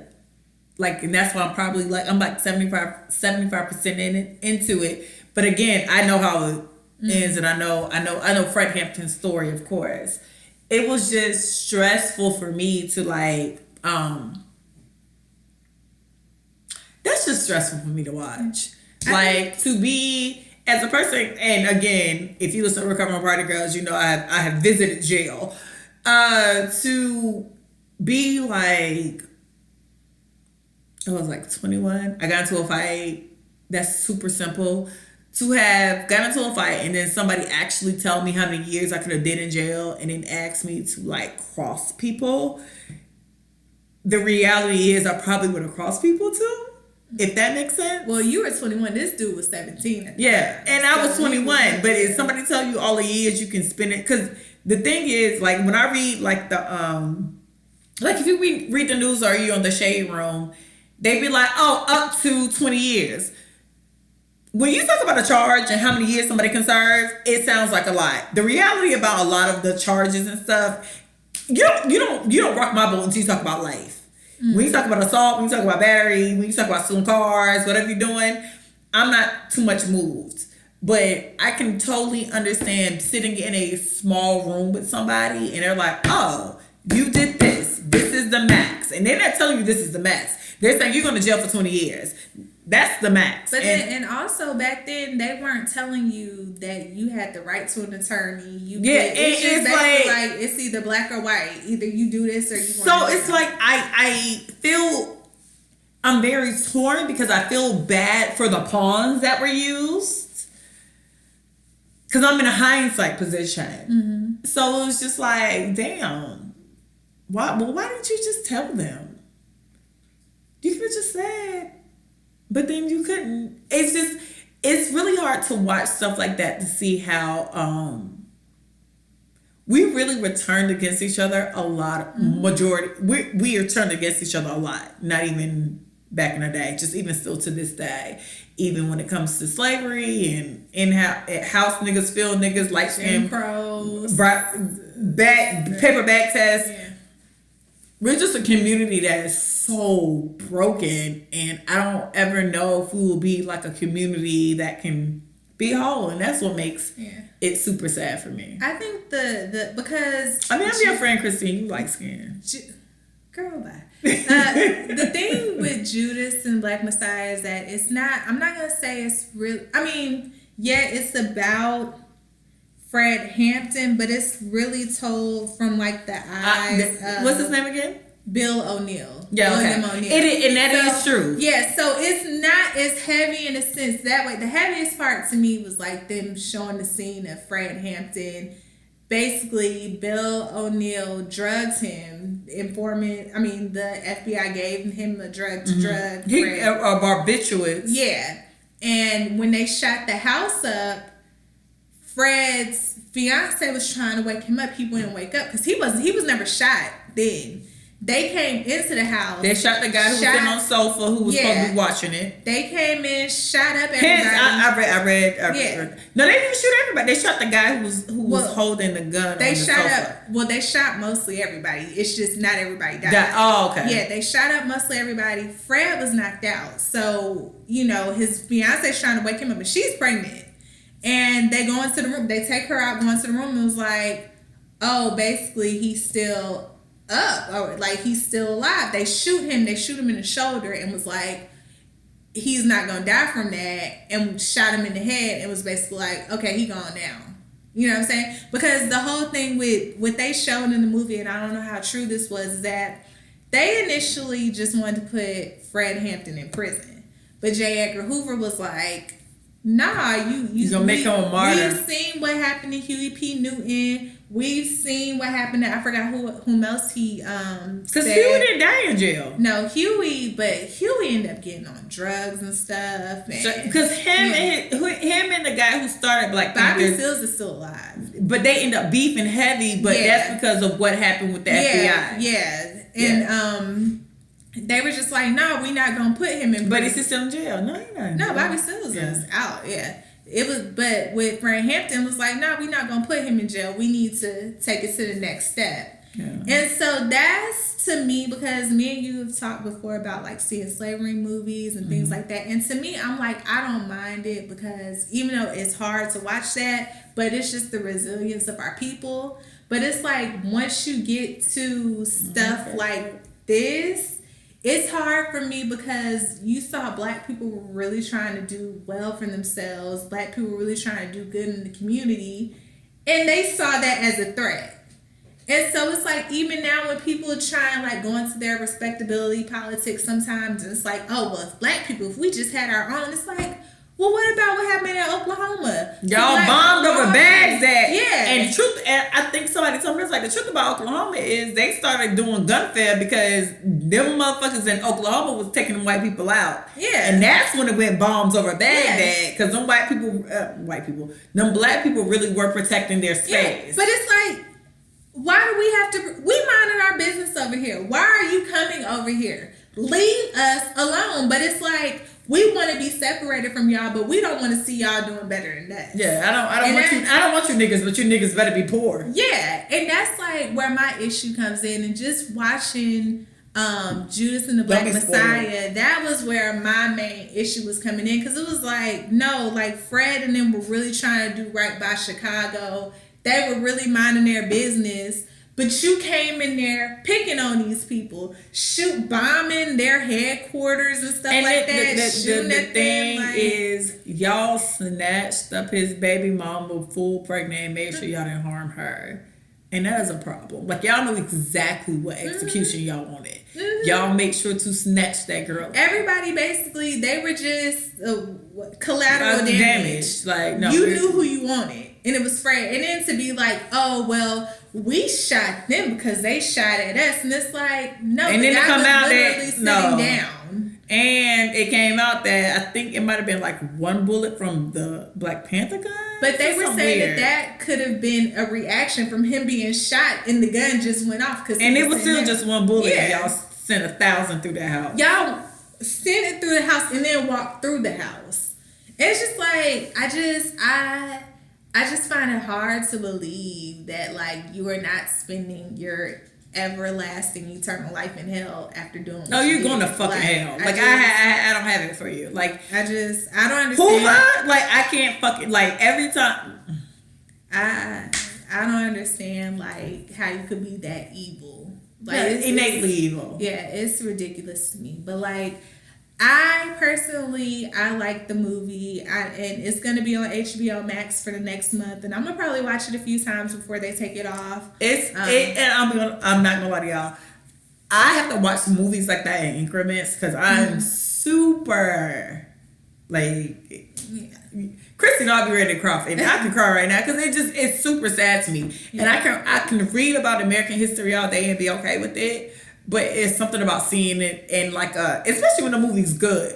Mm-hmm. Like Harriet, I kind of laughed at because I didn't think that was. I didn't watch Harriet. It was, girl, I had to stop because I was just like, but I'm like, oh my god, this is Harriet Tubman.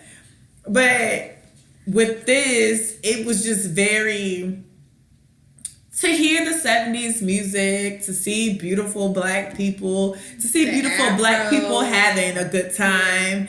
And then it's just like... And really trying to do right. And they're living in distress. Like, I couldn't imagine... Like, I can't imagine me and Christy... Like, if this was the 70s and we were dating, like, Black Panthers or whatever the case might be, me and Christy having this good time right now, but I'm worried about, like, death on the next side of the door.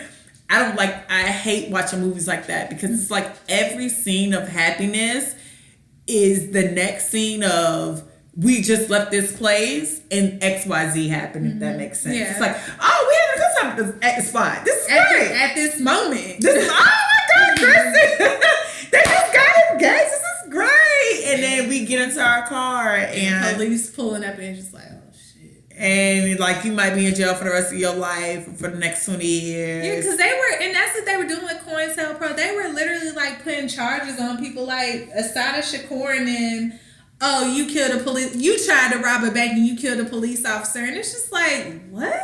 And that's what that's why I have so much respect for people who fought during the civil rights because they literally gave up their lives for a moment. I have respect for the people that were dealing with the peaceful protest, the way that you put your body. Listen, let me say, okay, like that. So was it me, you, or me, and my mom? Me and my mom were talking. I think what was I? Okay, so that's what it was. So on me and Christy's HBO Max. Let me be clear. On the HBO Max that I share with Christy that I don't pay a bill for and that I started my account on as well. There's this documentary called American Style. And it's like a 4-parter and it talks about like just the transition of American people and American style. And what I realized is every 2 generations is an answer to the generations before. Because when bathing suits first came out, I didn't realize they were taking people to jail. Like, they would literally cite you and take your ass to jail over a 2-piece bathing suit, which is funny to me now because how fashion is. But they got to the 60s and the 70s, and they talked about Black Panther, of course, and saying how, like, it's so crazy how the way Black Panthers dress is still, like, kind of what we do now if we're fighting whatever. Yeah, it's like and if we're fighting something, it's like all black. Yeah, militant. This is it. Yeah. This get the party started. And then to the contrary was Martin Luther King, and they were saying how black people felt like white people didn't respect them, so they came out on Sunday's best. Yeah, and even though dolls and shit was eating them up. And that was just the crazy thing to me to watch because it's like, damn, we really tried. Yeah, I respect it all. I respect the peaceful protesters. I respect niggas who cut up. Yeah, I respect Malcolm X by any means necessary. I respect the Black Panthers. Just as long as you were doing something, I even respect those that were just trying to survive. You know, if you were trying to survive, that's not even a bad thing. Yeah. So, but and I would just also suggest just if you want to learn about Black Panthers and stuff. I know that PBS. Yeah, PBS had the Vanguard Black Panthers. That is actually that Vanguard one on PBS is extremely good. Yeah, and it was on. I think it's on Netflix. I know it was on Netflix at one point in time. Yeah, it honestly is really, and as a person who hates watching a lot of stuff like that, it's informative. Very informative. Yeah, it's really good. That top tier. Fred Hampton. I haven't watched his documentary, but apparently there's a documentary about Fred Hampton. Where at? You probably have to Google it. I'll have to find it. But and back in 95, 96, Mario Van Peebles directed Panthers, which starred Kadeem Hardison. Yeah, Kadeem Hardison. Lila Rashawn's in it, I think. Is she really? Her dress goes up. I think in the opening scene, her dress goes up. A little boy says, "Ooh, on a tricycle." How does that movie open? I can't remember. I think it's that. I liked it. Courtney B. Vance plays Bobby Seals. The guy who played Huey P. Newton, I can't remember his name, but I know his face. But they did really good casting with that movie. The guy that played Eldridge Cleaver. Does that end with some building burning or something? Yeah, but the thing about Panther, I can't remember, but I think Lila Rashawn is. Oh, I'm telling you, I think she comes to the street. Her dress goes up like in the Marilyn Monroe style, and something happens that's like the trajectory of the movie. Oh, I don't know. But Angela Bassett plays Betty Shabazz. She's in the movie like a quick second. She's that kind Betty. Yeah, but the movie it's from a fictitious character, which is Kadeem Harrison. He's fictitious, but like just the events that they talked about in the movie were real. Especially like with Eldridge Cleaver and the young Panther that was played by Wesley Johnson, who ended up dying in some type of fire. But they talked that about might be how the movie ends. Is that no? I don't think that's how it ends. But they even talked about the women and how they came up in there like, look, you know, we down for the cause too. We're here to fight too. I remember that. Yeah, and Bobby Brown is in the movie. Eddie Griffin is in the movie. Bokeem Woodbine is in the movie. Like, I think it's a good movie. And they also gave us that dope ass song with all the hot female R&B. TLC. They gave us an R&B and a hip hop version. The hip hop version had Queen Latifah, Left Eye, MC Light, Yo-Yo, Patra. It's in black and white. I know what you're they talking had about. everybody, and then the R&B version. The R&B version starts off with Vanessa Williams singing "We Will Not Bow Down to." Dun, dun, dun. And then Coco from SWV come in. We will not bow down to it. It had everybody. It had everybody on that song except for like Whitney Houston, Toni Braxton, Mariah Carey, and Brandy. But they had Aaliyah, Monica, Vanessa Williams, TLC, SWV, Jade, Janae, like. They had everybody on that song. And so, but yeah, just shout out to Panthers. Shout out to the Black Panthers. Shout out to Assata Shakur. Y'all need to leave Assata Shakur alone because every few years the Republicans try and be like, we're going to bring Assata Shakur back from Cuba. Leave Assata alone. No, y'all not. I actually adore her. This is the funny part because I didn't read... Chrissy read her book, and Chrissy said it's very Assata really gave us like every moment of her life up until it came time for her to go to Cuba. Did we talk about this before? No, Chrissy said, no, I don't know if we said this on the show, but Chrissy read her book, and she was just like, so on day 7 of my 5th birthday, it's just like, oh, okay. On my 18th birthday at 12/22. Assata gave us every day leading up to her going to Cuba. It was like, so y'all, I'm in prison. They were beating me. I was pregnant. Da-da-da. And then it was Did she take her baby what? She was still pregnant when she went. I can't remember. I think she had her baby in prison and maybe somebody was watching her. I can't remember. But it like the book is literally like, so I was in prison. Somebody came and got me. No, Chrissy said I was in prison. I was getting beaten. I opened my eyes and then I was in the car. It was really like I was in prison. I was getting beat. Somebody came and got me. And then the next page is like, so I'm in Cuba. It's beautiful. And it was like, Assata, how did you get there? I want to know the story. Chrissy really told me originally because I never knew how she got to Cuba. Chrissy's like, I don't know either. And we know. Nobody knows. She was just like, no, she was dead ass in prison and she was just in Cuba. Yeah. And she was like, it really was just like that. The next paragraph, I'm in prison. I'm in Cuba. Wait, what? It was like, wait. Did I skip a page? No, I really was like, wasn't that right a page? I'm not. Okay. And the funny part about Assata to me is that everybody know where Assata lives, but the government can't get her. They be in Cuba visiting Assata. And tell us about it. I just came back from Assata house. Didn't Beyonce and Jay-Z see her? Common in his book wrote a full so I was in Cuba hanging out with Assata, and that's how my daughter got her name because I named her after Assata Shakur. Because I know Cuba doesn't have any ties to America, but America can't just slide into there and be like, no, they cannot. But who watching over Assata, the Cuban government? Ain't no way in hell.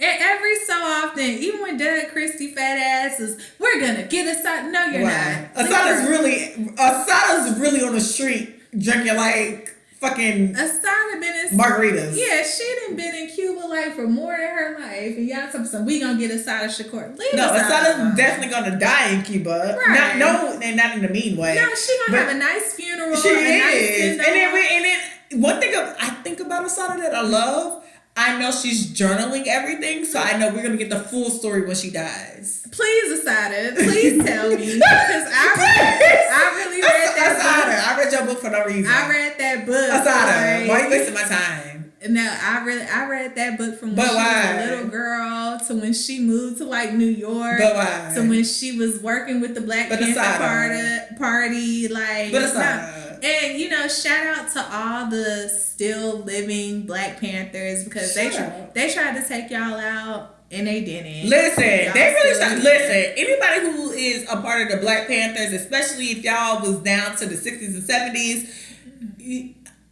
praises to you, blessings to you. I hope y'all are doing well. Yeah. I hope y'all not like struggling. Y'all gave a lot, and that's anybody who fought during the civil rights. Y'all did so much, and I don't want you to think that goes unnoticed. I know these TikTok kids be pissing y'all off. These niggas be acting like it. Yeah, these niggas are terrible, but I appreciate you. You are appreciated. Listen, because I wouldn't be able to do it. I'm gonna let you know now. Right. Damn, Asada really just out here fucking Cuba chilling. Yes, living her best life. So yeah, girl. So another show that we've been watching. So I don't know. It's our guilty pleasure. I don't know if we talked about this before, but there's a show called Fear Thy Neighbor on ID channel. I don't know if they're coming back or what, but now they have a spinoff called Fear Thy Roommate. And I don't know how we started watching it, and I just happened to like see it, and then I was like, Ebony, you need to watch this. Like every episode be like, no, man. So now, is this Thursday? Yeah, it comes on Thursday. So on Thursday, that is like, me and Chrissy don't watch the same shows at the same time. This is one show we watch at the same time every week.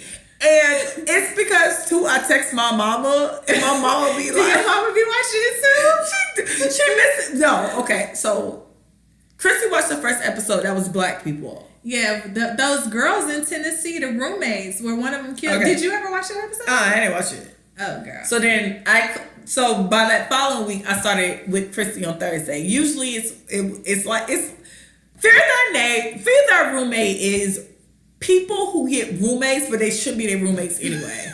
So I don't know how to describe it. It's not like, it's different I can understand when you do that little thing in college and they put you with somebody.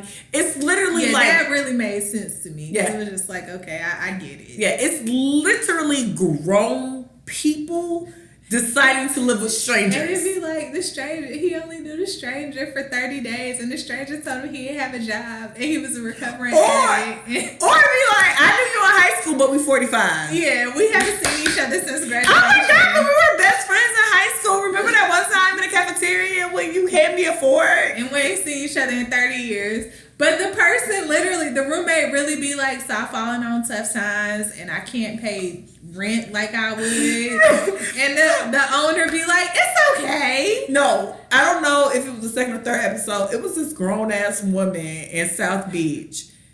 She really could not afford the apartment. That was California. It was that was the second episode. Because what was the name? Palm Springs? Palm Springs. Okay, it was I'm sorry. Palm Springs is also South Florida.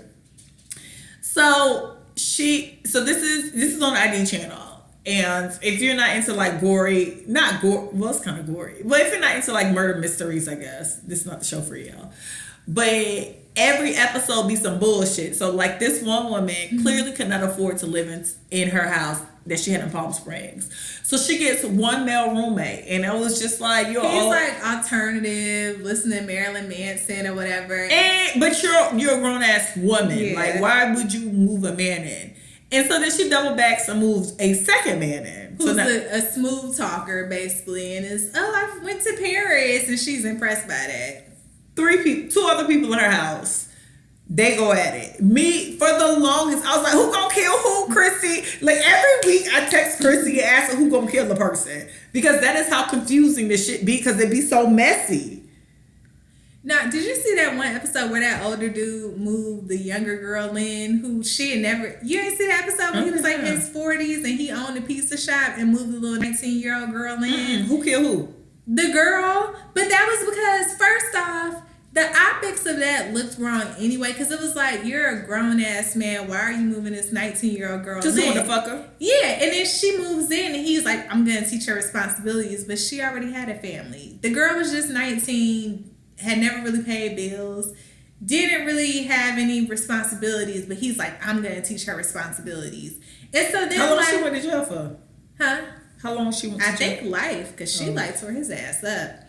But she was like, he was like, because people were trying to, on the show, they were like, oh, he was such a nice guy, stand-up guy. And like the girl had self-esteem issues, so she wanted to get a nose job. Like he had got a credit card in her name to be like, so this is going to build up your credit.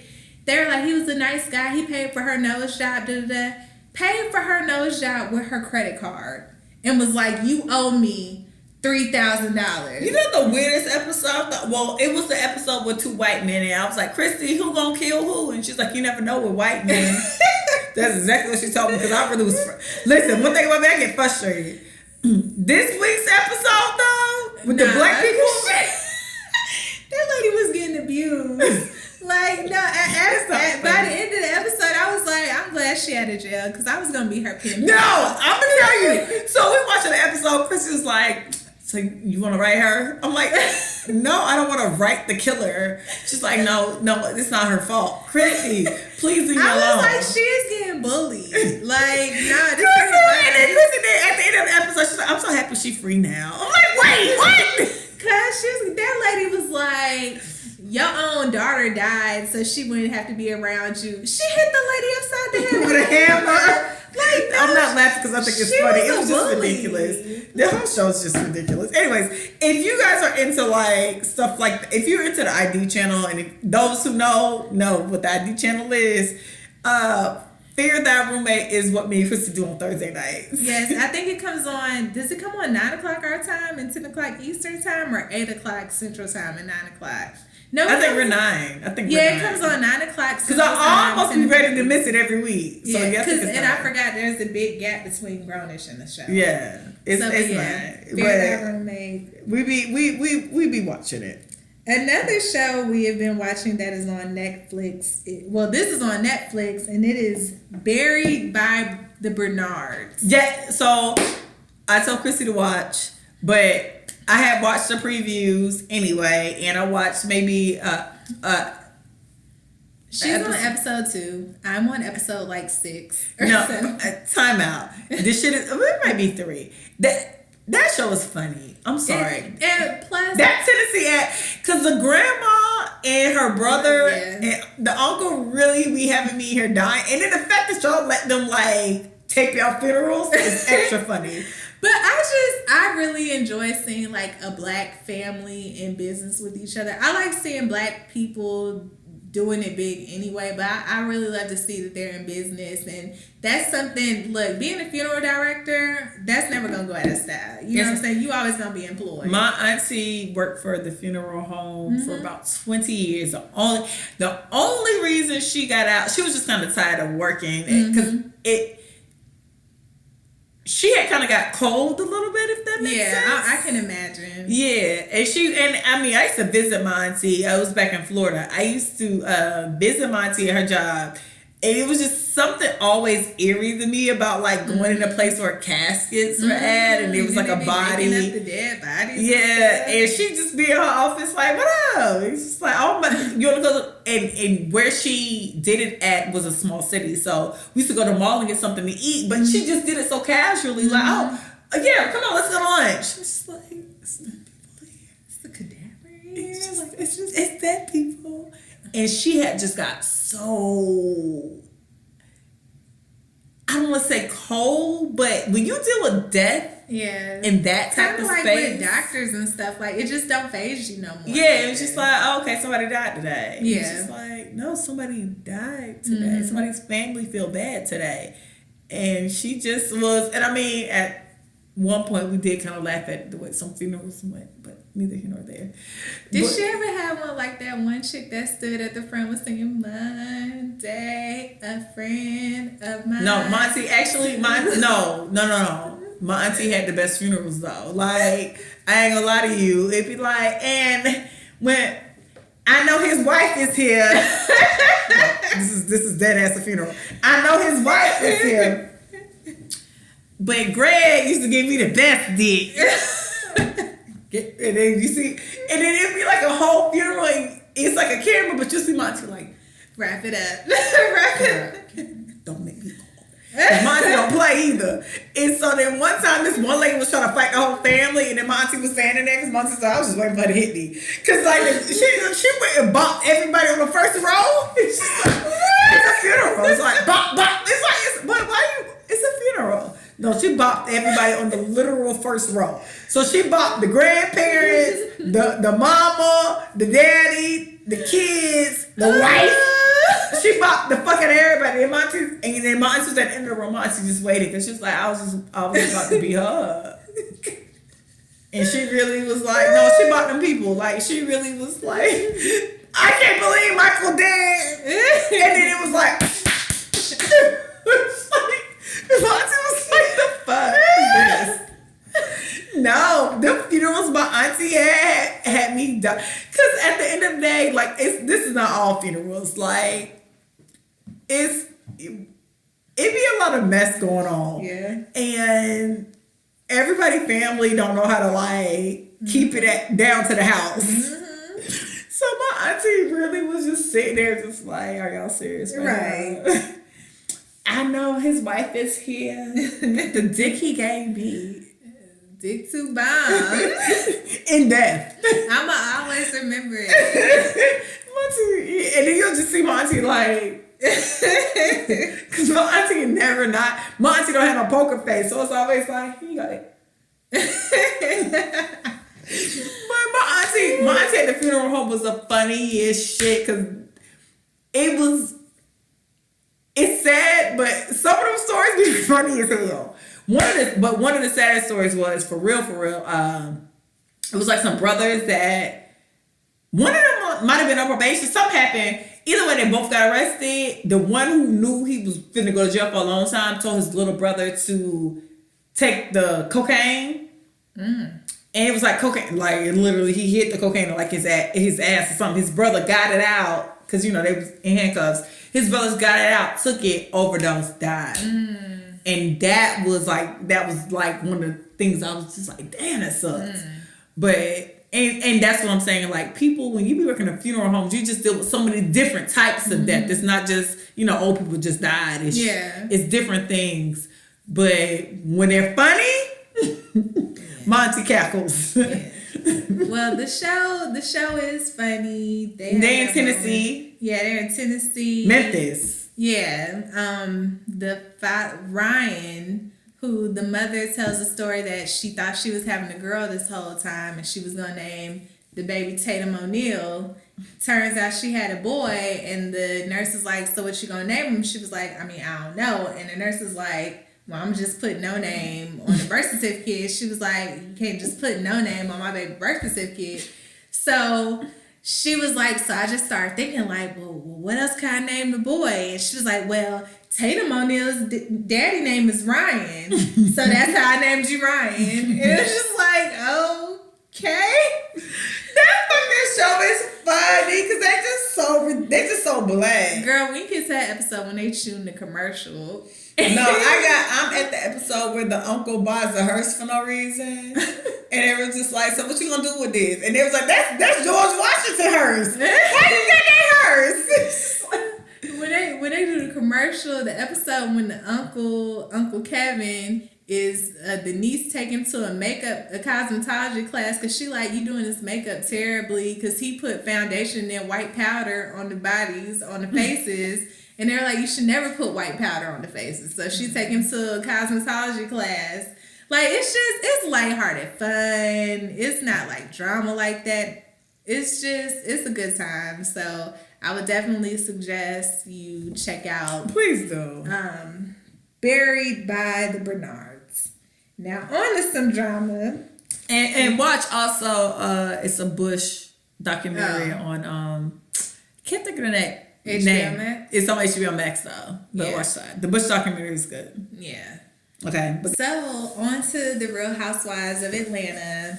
You haven't been watching it, huh? You know I don't watch that trash. No, actually I watch just the clips. Yeah. So I heard Drew Sidora yeah, is carrying the season or no? Do you feel that way? I like Drew. I think Drew is I heard she's carrying the season. Is that not true? Well, she got LaToya together. But I think Drew is cool. Who's LaToya? So apparently LaToya is the girl they added this season as Yeah. well. Okay, yeah. And I said that. so Drew is cool. Now that first introduction of her husband was not a good look. Ralph, who went to Tampa for 3 days. He says. And if you're from Florida, Tampa for 3 days on vacation is a lot. Yeah, so he says, Drew is cool. I don't care for LaToya. So apparently LaToya was a is a YouTuber. She's from Canada. And they said that like since she started on YouTube, she's always been like a mean girl. And so now she's. So what does she do on YouTube? Review shows or something, or do makeup? I don't know. Oh, okay. I just know she. You just watch the show. Got it. Girl, come on now. But a video that she did has resurfaced where she was talking about some girl, she had Donkey Kong lips and she's ghetto and all this other stuff, and her braids were falling out. But then like. Other people have said that she's had other videos that were way worse than that. And I'm like, well, why would y'all entertain somebody that's like that? And they've been saying that like her old YouTube videos like were at the expense of her friends, where she was like talking down on her friends and stuff. And so LaToya, the one who had 4 degrees? No, that's I'm talking about Potomac. Yeah, that's Potomac. Go ahead. This is Atlanta. So the girl LaToya, personally, this could just be me, but I haven't cared for her, but I don't like people that act too familiar with me when they just meet me. And that's how LaToya kinda is. And bitch, I don't know your name when I first meet you. yeah, and like trying to like crack jokes and tease, and it's like, but you don't know me to be talking. You don't know my sense of humor. Yeah. And so she's really been going in on Drew and Drew's wig or whatever. And it's just like, well, if you ain't paying for her wig, then like, why you care so much? But that's like just been her thing, is like, oh my gosh, Drew's wig. And every time she's been on the show, she's talking about Drew's wigs being terrible. And so it just got to the point where Drew gave her an autograph picture and was like, well, since you're a fan, here's my autograph. Since you care so much. Yeah. It was like, here's my autograph. And what I've noticed, like, with girls with LaToya, they be real mean, but they can't go back and forth with people. Like, they can't, like, they can't do the dozens. Yeah. And a lot of people really can't do the dozens. Yeah. Can I do the dozens? You know, sometimes it depends who I'm battling. I can do... you know what I realized about mean or doesn't, though, truth be told? I can't be a mean girl doesn't. Yeah. But, like, I don't think you remember, but me and Chrissy was at Papa Do's maybe a couple of weeks ago. And we were, I forgot what we were talking about. But me, you kind of was like, no, but she really needs... Oh! I won't say it here. Oh, yeah. And I was like, no, but she really need to stop. He was like, no, but why would she carry them? I was like, no, but dead ass, it'd be like at the school. But why would she do it at the school? Me and Chrissy kind of went back and forth for a smooth like 2 or 3 minutes on one subject. And I realized my mom said people can't do that. Mm-hmm. But then I realized me and you can do that a lot. Mm-hmm. If we get a subject and we think it's both funny, we can kind of go back and forth on the subject regardless of what the subject is. And a lot of people don't do that off the cuff. Yeah, I'm not a big yo. Yeah. Yo, so fast. Yeah. But we could definitely do like, no, but that's stupid as hell. No, yeah, but that I'm is not dumb as bad as like a white girl, because you know white girls, they just be like, so your mother died from cancer. No, your mother died from cancer. Yeah, like and your father became an alcoholic afterwards. And your dad, after he became an alcoholic, he became a crackhead. And he married your younger sister. That's not your sister. And he's a prostitute, so essentially he's a crack whore. Yeah, so now what do you do? I can't. I'm not good like that either. Yeah, I'm not mean. Yeah, I'm not like that. To me, I find like I say stuff matter of factly, but people find that funny, and but that's why it worked that day. It was like because I was like, yo, she be taking that ring to the school, taking it to the school, and he was just like, no, but she really needs to stop that. I was like, no, but dead ass, she be taking it to like the gym. And he was like, no, but why would she do that? No, but she takes it to church. She's like, but okay, I get it, but stop. And like we just went. It was like 5 minutes of us like naming random. No, but like Taco Bell. Yeah. He was just like, no, but why? Yeah, like I'm not a dozens. Like you could probably roast me, and I just be like, well, you're stupid. I'm bad. I don't do dozens well either. I'm a side conversation girl, if that makes sense. Like I feel like you too. Like I don't know how to describe it. Sarcastic. Yeah, I feel like that's more side conversations though. Yeah. I'm not on the spot dozens. Yeah. But if you give me a minute, I don't know how to describe I it. just remember being in high school and this dude was trying to roast me, and I was like, "But your skin is terrible." And everybody was just like, "Well, damn." That wasn't a joke. That was Christy. Christy. But it was the truth. Christy.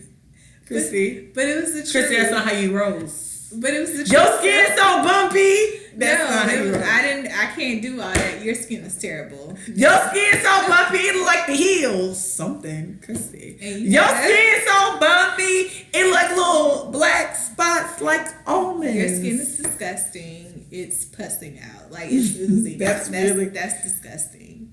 And it was just kind of like, well, damn. Wow. And I was just like, well, he was talking about me. Christy, I know you're lying. No, I didn't. And I felt bad afterwards. Christy. I see you in a whole new way. Like when I was younger, I used to be kind of mean because I'm a matter of fact type of person when I talk, and so it was just like Christy. That was really fucking mean. I'm sorry. Your skin is disgusting. You turn because I know you, but I mean your skin disgusting. Anyways, I know you. It was kind of like a matter of fact. Okay, your skin is terrible. So anyway, at lunch today, it was like really like. I mean, I did something like that in high school. It wasn't my fault though. They picked on the guy. They had this guy who was like special needs from their neighborhood. Like the high school I went to, the white kids was rich. Mm-hmm. The black kids were like middle class, and they were like ghetto black kids, I guess. So this is when I honestly had really like huge self-esteem issues because now I'm trying to figure out why I wasn't eating the bitches at the table anyway. But anyways, so it was like this guy. He was in the trailers, and if you went to school for real, like now they don't put special needs kids in the trailers, but back in the day, old boy was in the trailers. And he was like, DeMario. That was his name. And why you didn't put that man name out there? I mean, at this point. So we at the table on my freshman year. And he was like, who's the ugliest girl at the table? And he was like, her. And he pointed at me. And I was just like, but you fucking retarded. Oh, Ebony. He said I was the ugliest girl at the table, Chrissy. What was I supposed to do my freshman year? I'm in 9th grade. So then that's when he was like, you retarded. That's what he said. And I really was just like, I mean, I stood on my shit, but it wasn't me being mean. It was just like, I mean, and granted, I mean, now we can't really, that's terrible. You cannot say the R word or whatever. But They set that nigga up for that. Yeah, I remember I was in middle school. I was like in 6th grade. And this girl was like, this boy on my street used to call me acorn titties. What's acorn titties? Because I didn't have no breasts. I was in the 6th grade. Oh, acorn! And he would like put up an acorn up to my chest and be like, That's fucking terrible. your titties ain't no bigger than acorn. I'm like, bro, I'm only 11 years old. I'm a child, weirdo. Yeah. I'm a child molester. And this girl, I remember she was like, Christy, like, you so flat chested, you don't have no titties. And I was like, but you're fat, and so that's why you have breasts. Christy, you so mean in school. And she was like, her feelings were so hurt. And I was like, but I wasn't even talking to you. I wasn't picking on you. Why would you say that to me? Christy, so you're a mean person. I'm just a matter of fact type of person. But Chrissy is, let me tell you something. Chrissy, yeah. I see a lot of y'all comments. Y'all be like, oh my God, Chrissy be so sweet on the show. I was like, Chrissy's actually mean, but okay. When you be telling me the stuff that people say that I've said on the show, I be like, I said that for real. No, you're mean as fuck. Because I'm so like mad. I don't be meaning to be mean. I just make an observation. You call that girl fat. You're a fat shamer. She called me flat chested. I didn't have breasts. And I'm not a fat shamer. But getting back to LaToya, the colorist, let me taking the heat off me. And back to her. It's funny because middle school and high school is such tough times. Y'all are terrible people. It is. Like, I don't even want to talk about like no, I really went through. No, I'm gonna tell y'all, like it was this ain't the show. This is about TV, but low key, one day I'll do a live and talk about all the shit I had to deal with for like 5 or 6 years to get to like a bad bitch stance. But anyways. I remember I used to go back to California and visit, and I went to camp one year, and I thought it was gonna be like bug juice.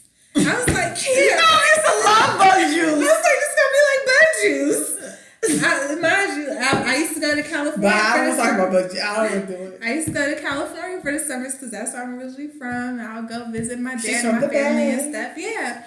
And I went to camp, and I remember they teased me because they said I was country.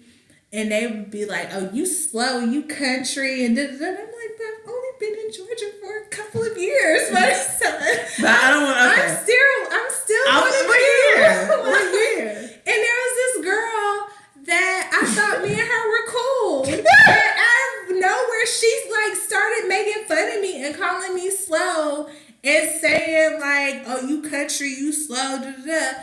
I was like, but you're ugly and I'll beat your ass. Oh my God. Who is this Christy? Christy, Christy? I was pushed. When you are pushed to the corner, it's pushing along. No, we need to really unpack that. Christy, we need to really unpack the fact that you go to the end. There's a beginning and then there's the end. But you have to remember. No, Christy, as an adult now, I express my feelings more. As a young Christy back then, I used to hold stuff in and it would build up. And you gotta remember, this is like a couple of weeks of me being teased. And me talk, I didn't even want to talk because they'd be Christy, if you have a problem with me, can you get me halfway versus the end? 'Cause I don't think we can recover at the end. I'm gonna be honest with you. Your end sounds very violent. She said I was slow. No, but I was country. But let's edit this out. So LaToya, the colorist, and her big age. Your mama died, bitch. What? I would never say that. You would have. Oh, no, Chrissy. that, Okay, no, but anyways, so the colorist, what the colorist said. That colorist was calling black women Donkey Kong lips, even though she went and got fillers in her face. Did she really? Got her yeah, like she looks weird. No, she got Donkey Kong face? Yeah, she said, she was like, this girl, she was so ghetto and she had Donkey Kong lips. It was just like, girl, what? Okay. Yeah. See, this is why, you know what? But she's been on the show going at Drew, and apparently later on during the season, she's going to go at the chick Fallon, who's like not on the show, but she's on there, but like her husband, I guess, didn't want her to hold the peach. But apparently she goes at Fallon, but Fallon quickly got her together on social media because Fallon was basically like, if you would have been nicer, I could have put you on. If you wanted my life, I could have put you on my life. Fallon, put me on, sis. So then, LaToya caught herself being cute, talking about something, well, what do you do? And the girl listed out, I own such and such company. I'm the wife to such and such. I help him raise his 2 kids. I have my such and such kids. And guess what? They're all dark with full features because I know you're a colorist and you don't like big lips and da-da-da. Like, went in, got her together. Oh, that do it. Yeah. So the new girls, they're kind of bringing in Kenya. This is what I'll say about Kenya. I don't care for Kenya's persona on the show, but it's something about her being as old as she is, and no shade. Her being as old as she is with like a young child and not feeling like she has that village. Like, I think that's sad, especially for her to have gone that late in life to finally have a child. And then now it's like, it's really just all on by her. herself. Yeah.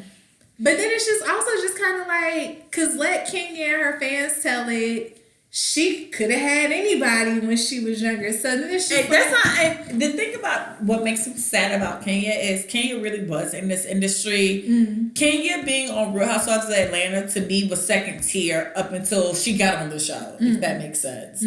I remember Kenya from... she always got cameos. We've given Kenya her props on the show all, about her being all the 90s. shows, all the movies. Kenya Moore, and I'm not even talking about Kenya Moore being like the pageant queen. Kenya was the 90s, top tier 90s beauty. Like no, they put her on the show because she was so pretty, so beautiful. So it's just sad to me to see her in this space. Yeah, to know that she really... This show made me see how broken she was. Yeah. I didn't see how broken she was. Because those shows didn't allow... I mean, it wasn't like a real life thing. We didn't know. Yeah. But it was just like, damn, Kenya broken. Yeah. Oh, she's broken. And I just feel like, because it seems like she married and had a baby with Mark for some real shallow reasons. Like, she could have had a baby. Yeah, it's like, you could have did this years ago if that was the case. Like, yeah, if you were gonna, like, why go through this at this age? Yeah. You could have literally had a baby. Yeah. You didn't have to get married. You also could have just had a baby. Yeah. Even if it was just with Mark and you thought he was attractive and he thought y'all would make attractive babies, you could have just had a baby. Yeah, but it's like for you to be 50 years old, like going through what you're going through with a toddler, and it's like, you could have did this. That's a young girl's game to me. Like, and especially for why you picked him, it was just like, well, if you had all these men at your feet. But I think too, it seems like she had and I don't know if it was an older woman's game or maybe she just had fertility issues and he was the first person who would ride the fertility issues out with her. Yeah, I don't know. Because I mean, that's a part of it too. I mean, I think I have fertility issues. I have realized that I'm turning 35 this year, so part of me is just like, okay. Yeah. So how do I feel about kids? Do I really? And luckily for me, I'm not I need kids type of person. I'm a very much so like, all right, I understand. Because I take on the fact that you can have kids, they're not going to turn out the way you want them to turn out. They, are you okay with gay, trans? Are you okay with like just regular weird shit? Like, you know what I mean? Like, it's just, I'm okay. But I see when people still want to have kids at that age. And I feel like she was one. I feel like, what's Rudy Huxtable real name? Keisha Knight Pulliam. I feel like it's something about if you get to a certain age, you feel like you need to be married to and then have the baby. It's just like, I could just have the baby. Portia said she met Dennis. She was like, oh, he had his own business. She said that? Yeah. She was like, I met him, was like, he got his own business. He don't got no kids. Did she say it? Yes. No, are you serious? Dead ass. I can respect her. Yes. She's everything she listed as a positive made her legs give even partner. No, you lying? I'm dead ass. She said that in front of her mama she was talking to her mama and her sister. Well, you see how I'm looking at you, right? Look, we'll find the clip. But yeah, she was dead ass. She was like, yeah, he got a business. He don't have no kids. He's single. Yes. Cocking them legs open. So, but I mean, even with Portia and Dennis, I mean, I wouldn't want to be in a relationship like that. But I think she wanted a baby. Yeah, she wanted a baby. And she could take care of her baby regardless of what happened. But then also, he seemed, and that was the other thing, she was like, he has a family unit. He seemed like he would be a good father. So, you know, and at least whatever they're going through now, they're going through it now while Pilar's still young. So then, like, when she gets to a certain age, they could, however they're going to co-parent. They can co-parent. Yeah, they would have, you know, got all that out the way by then. And so... Maybe I could be like Portia, child. Yeah, so, but I didn't really, this last episode, like, I got people's frustrations with Kenya, but then at the same time it was like, okay, Candy, you crying about not bringing your baby, but you've been working, like you had Ace and was working. Maybe it's because it's a girl. But Riley said that Candy was always working, so I tried. And you said I tried, right? And eat me up. I mean, maybe, you know, maybe she really wanted. No, but Riley's a girl too, okay. Right? And then with Portia, you were like in Missouri and stuff, protesting and all that stuff. So it's like with them trying to be like, well, Kenya didn't extend an offer for us to bring our babies and but it's like at the same time, you know, Kenya don't have the same support system that y'all have. And at the end of the day, did you really want to bring your kids though? Yeah, you wanted them all. Yeah. So it's like I didn't understand that with Kenya. Wait, I'm sorry. Wait, did old girl really say all that within and stuff? I'm sorry. That's why I called. Well, I'm gonna show you. I'll show you when we get out. Girl, I just feel this girl. No, but for real. But yeah, so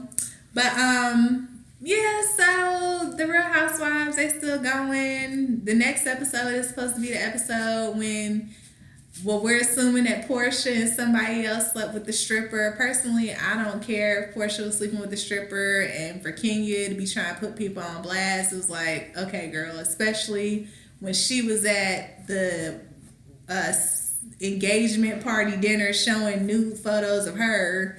And it's like, that's not very appropriate to be showing in front of your friend's husband's nude pictures of you, but whatever. I mean, they weren't fully nude, but she was damn near nude. But, so The Real Housewives. Another show that I'll mention. Girl, I really want to watch this. Okay, it's cool. Okay. Another show. Child told y'all I ain't got no electricity to come at Chrissy house. Child, I had really, because it's some of our Chrissy keeps saying about that Portia story that's sending me. Girl, so another show before we wrap it up that I just want to briefly mention would be Married at First Sight, Atlanta. No, bitch, I don't even talk to you because I got mad at you when I watched it. No. Chris is trash. Which one is Chris? The one who's not attracted to his wife but still having raw sex with her. Chris is trash. That was very descriptive. Chris, that was very descriptive. Chris is trash and Paige is a dummy. No, okay, so I watched the episode. Let me tell y'all something. I got mad at Chrissy because she's like, please watch it. I watched it. I was just like, why you gotta watch this dumb shit? This shit is terrible. But you watched another season of Married at First Sight. No, I never watched a full season. I always watch an episode when y'all tell me to. And then after you said it, Brandy was like, nah, I be watching that shit. It's one of the shows she likes.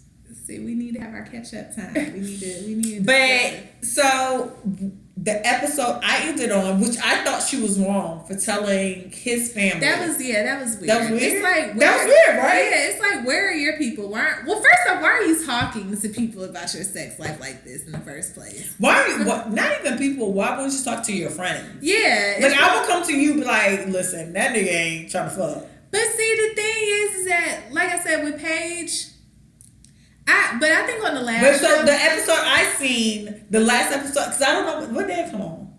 Wednesday. Okay, so I'm gonna get back into it because now you got me invested. Well, since you here, I got it on the DVR, the last episode. Yeah. Okay, so the last episode I watched, they were going to Vegas. Yeah, it was right after they got. So you got the Vegas episode. Yeah. But it's like I initially felt bad for Paige, like at the wedding or whatever, because Chrissy felt bad because I said she wasn't even. Never mind. But it's not even about that. I felt bad for her initially, but then because it felt like everybody was failing her, the show was failing her, her friends were failing her. They failed her with that hair. Yeah. That wig. But then it's like, as the show continues to go on, it's like, Paige, like, I think I had initially said when I mentioned the show, the last episode, that I felt like they were going to last because they were both so superficial. Mm-hmm. Because Chris is definitely superficial. And he slept with somebody in Vegas, didn't he? No. Oh. But he's superficial on the whole, like, yeah, well, he's superficial. But, like, I thought that Paige was superficial too on the whole, like, with power couple. But Paige is not that she's superficial. I don't like when people take religion and use it to their own benefit. What she did. And this whole, like, well, God brought us together and God saw fit for this to work. And now he's talking about his ex-fiance is pregnant.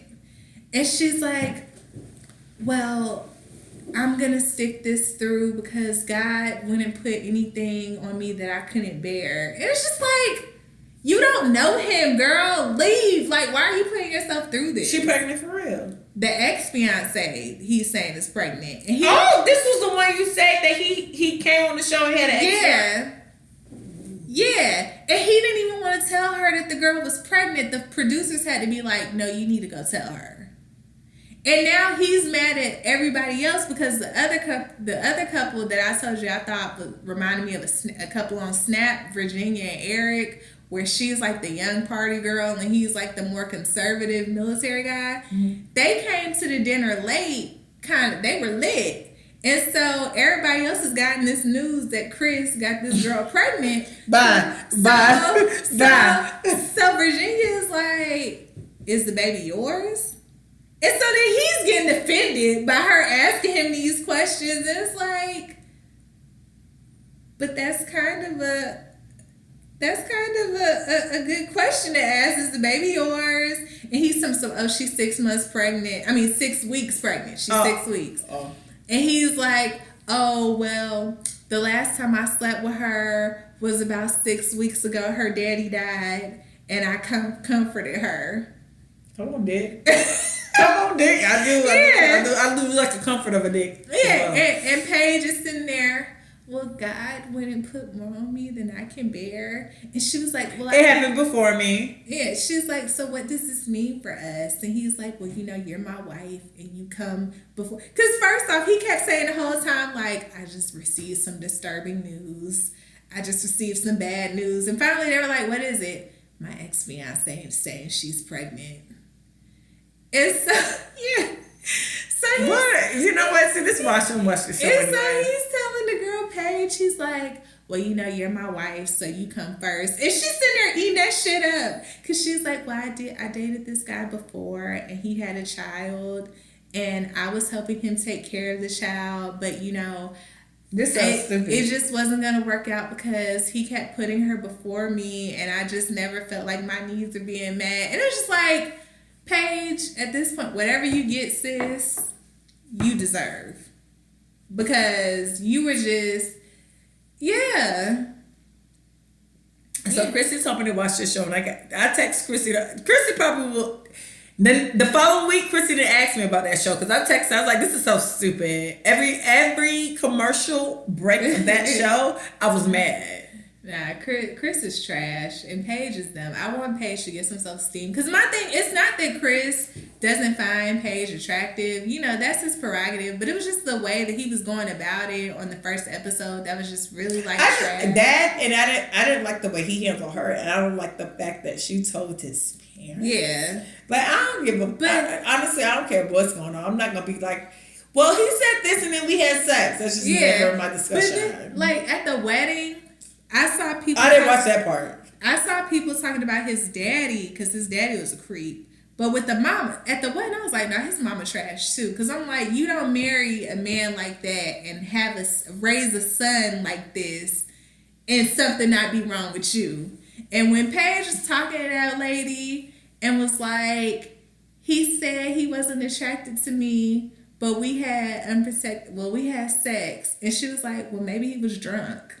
And I was just like, well, damn. It's like, damn. And then she was like, but we had sex again the next morning. And it's just like... Well, I'm going to be honest with you. Sometimes I'm drunk the night before and I'm still kind of drunk in the morning. That's just me, though. But I don't want nobody mama telling me that. That's weird. That's weird. And Paige is done. Why you letting this nigga... I knew... Why would you tell... I would never tell... I've been through a lot of stuff. If you listen to me Summer Party Girls, you hear my stories. It has never been a time I went to somebody's mama and be like, so after we had sex, during sex, before sex, no, we don't have that. And Paige is dumb anyway, because they show on an upcoming clip when she's talking to the quote unquote expert, Pastor Cal, and she tells him that Is that John Gray? But go ahead. She tells him the whole time they've been sleeping together, they never use condoms. So you didn't even know this dude. And like at their bachelor party, she was telling the other girls like, well, I'm bringing my papers because I don't like condoms. It was just like, but you don't know him. And she is up telling Pastor Cal, yeah, we've been having unprotected sex and I'm not on birth control. So it's like, Paige, you're dumb.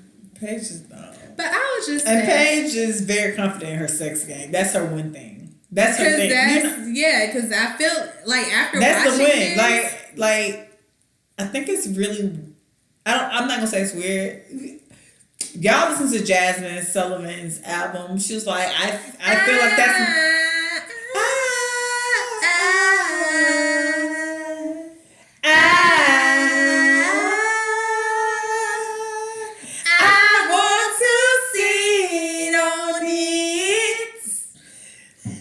Tell me why do you deserve it? Come on, talk my shit. No, but it really be that type of. It's that I don't know. It be that type of space for a lot of people, but for her, it's that I can't remember which interlude it is. It was like, oh, I feel bad because sex is my superpower. No matter what happens, I know how to fuck, and this. Mm-hmm. It's an interlude. It's not the every time I wake up. Is it Bodies? No, because Bodies come early. Bodies is the first song, but did she? It's after Price Tags too. Oh, okay. And it's I think it's after the girl talks about falling in love with a girl and then that story was so dumb. It's like, why you fuck that girlfriend? Right. I've never cheated before, but this is who you choose to cheat with. Like no, I really can't respect that. Like I don't even feel bad for her. I'm just like, anyway, Skip, you whore, you stupid whore. Right. I was running, listening not the CD. I was listening to the album. And I really listened to that interlude. It's Precious's Tale on Jasmine Sullivan's Hotel album. And she was just like, sex is her superpower. Mm-hmm. And that's kind of what I got from that girl. It was just like, oh, I can fuck. Yeah, even no matter what happens, I can fuck though. And the girl Paige, she comes across to me like, she does things to try and make a dude like her versus it being like, nah, sis, you could let him go. Like, you don't have to. No, that happens a lot. And also just as a woman that I read my devotionals every morning, go to church every Sunday. But we, like women, we really need to be careful about these niggas that be praying for you and with you, but praying on you. Because come on, PRAYPREY.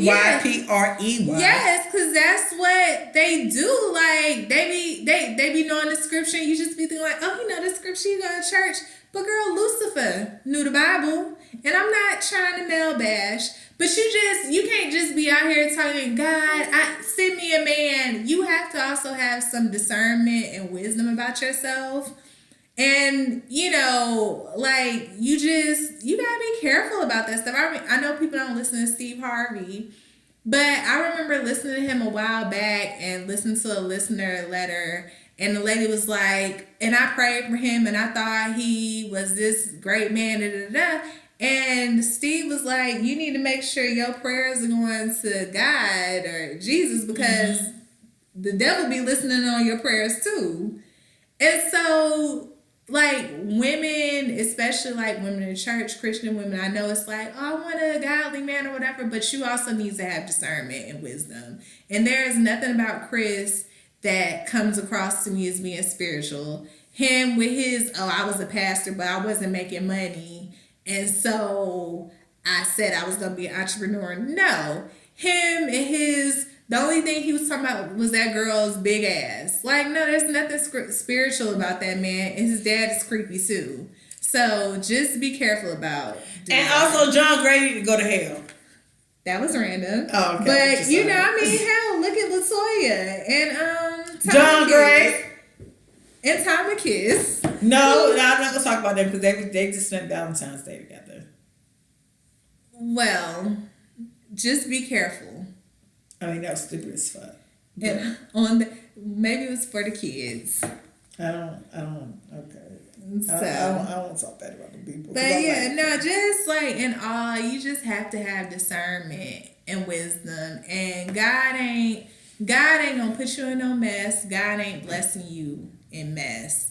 Now, will he turn some mess around after you've had a chance? Yeah, he'll turn it around when you have a self-reflection. Wendy Williams' husband and his mistress gonna be turned around. I don't know about them. But all I know is that when you can really take yourself out of situation, or you can look at a situation for what it is, and you want to do better, and you know you want better, and you're doing better, like God will turn some things around. But stop with this whole, oh, he trash, but I gotta go through this with him because that's what love is. No, it's not. Stop letting what's love got to do with right. So yeah.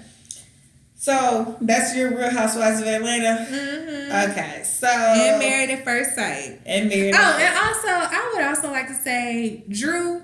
I like Drew, but her comments about like people's marriages and stuff like that, I'm not feeling that. And especially like she said something about Kenya and like maybe if she was talking more or being more truthful, then her and Mark would work out. Mark seems like Mark doesn't really seem like a...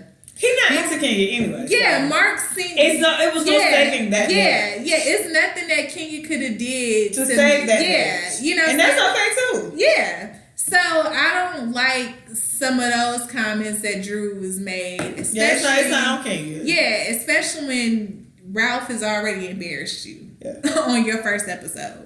But nonetheless, I do like Drew, and I hope that her and Ralph's marriage are intact. But, you know, those comments that she made about Kenya and that she's made about other people's marriages is just kind of like, okay, Drew. But, and that's that. That's that on that.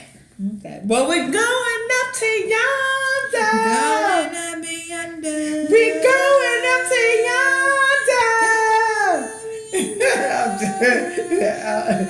yonder. Okay. To be with my love. Come on, but that ass. Not that I didn't think Cicely Tyson was ever going to, like, not that I'm shocked that she died.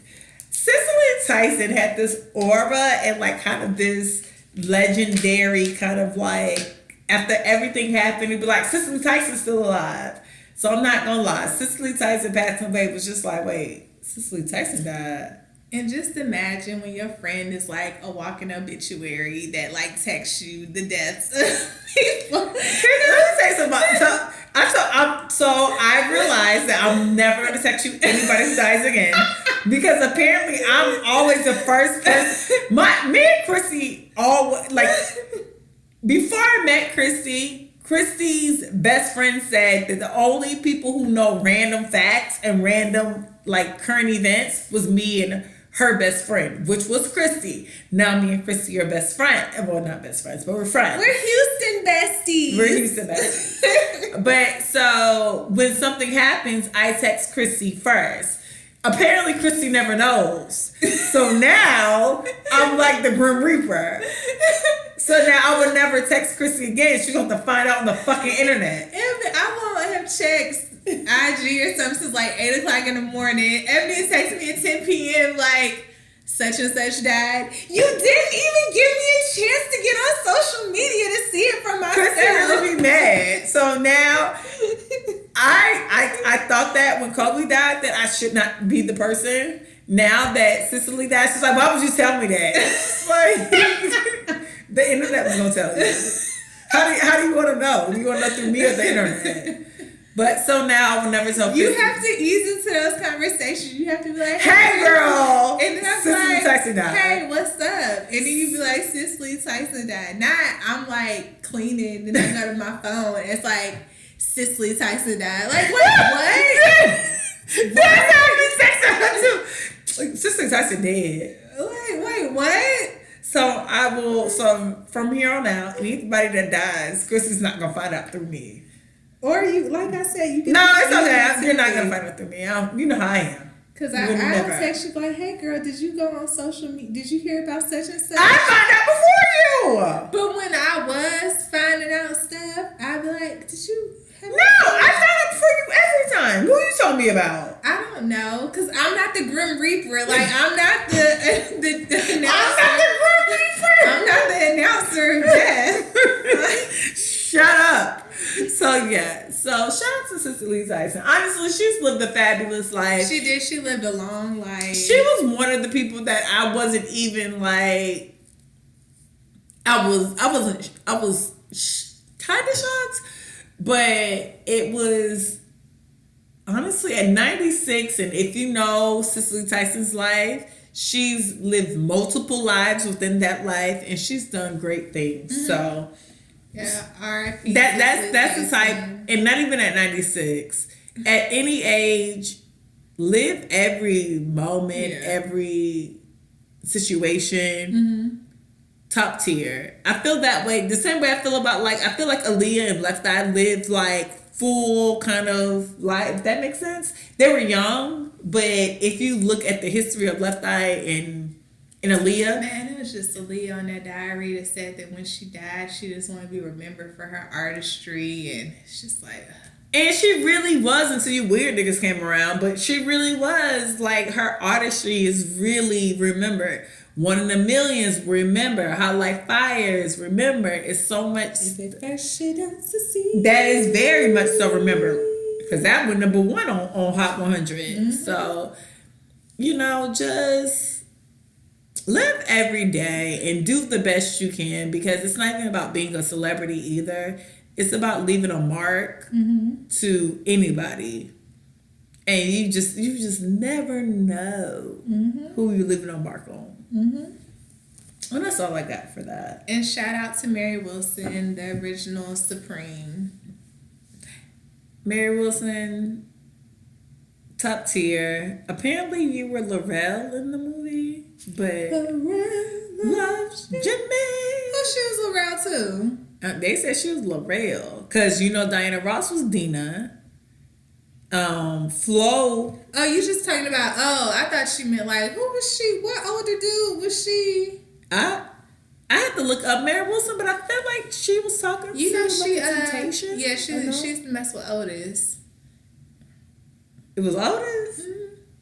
You remember in the movie they had them like on the bus together talking or whatever? I remember him on the bus talking. She was messing with Otis. Diana used to mess with Eddie Kendricks. The way she upgraded.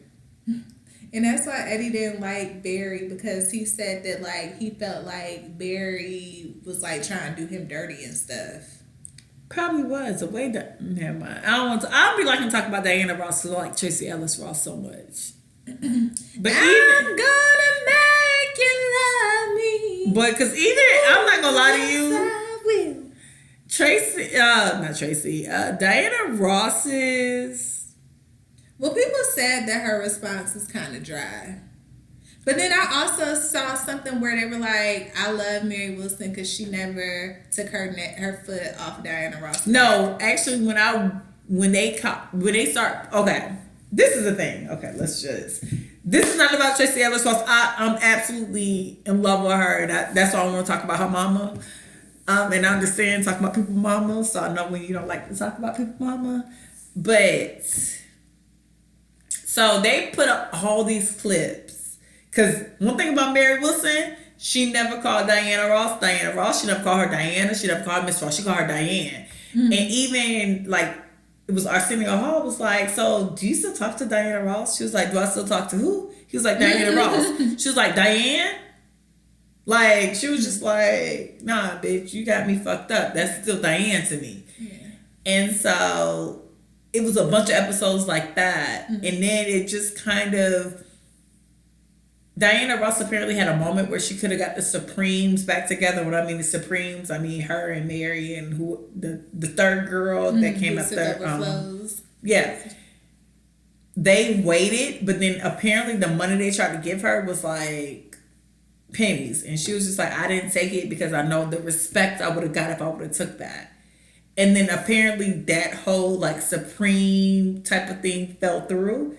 And she was like, well, I'm just happy I'm not involved if it fell through. Mm-hmm. And it was just like, no, Diana Ross, you're a bitch. Yeah. And honestly, I've never heard nothing great about Diana Ross in the 60s or 70s. And it has nothing to do with Supremes. That has to do with Patti LaBelle, Gladys Knight, Shirley Ralph. Yeah, she and I never thought she was as pretty as y'all said, but I always thought that Mary Wilson was gorgeous though. Mary Wilson, yeah, I thought Flo ate the whole group up. I thought right, Mary I was second. Thought Mary Wilson did. Like, I thought Flo ate. Mary was my second. So when Flo left, Mary was my first. Yeah, I always thought that Mary Wilson was gorgeous. It was just her, and honestly, Diana Ross's thing was. She should have had somebody else write it. It was just so.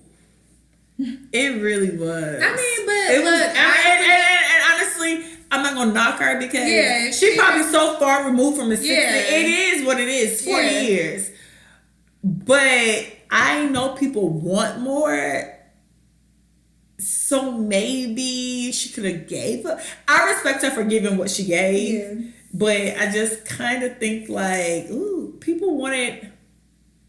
But if it ain't in her to give it. And I respect that though. Because it really was not in her to give it. Yeah.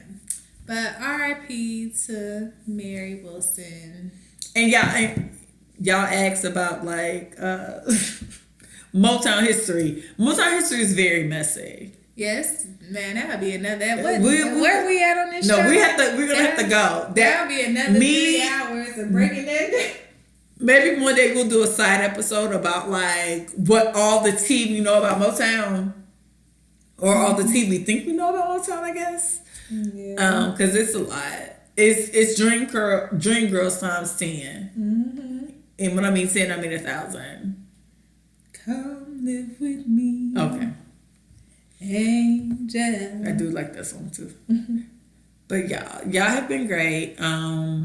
This is a snow day episode because I ain't know when we were going to record again. Listen, we're only recording because I'm at Chrissy's house now because I had no power in my house. And Chrissy was very gracious to let me come spend the night at her house. It's a snowpocalypse, y'all, in Houston.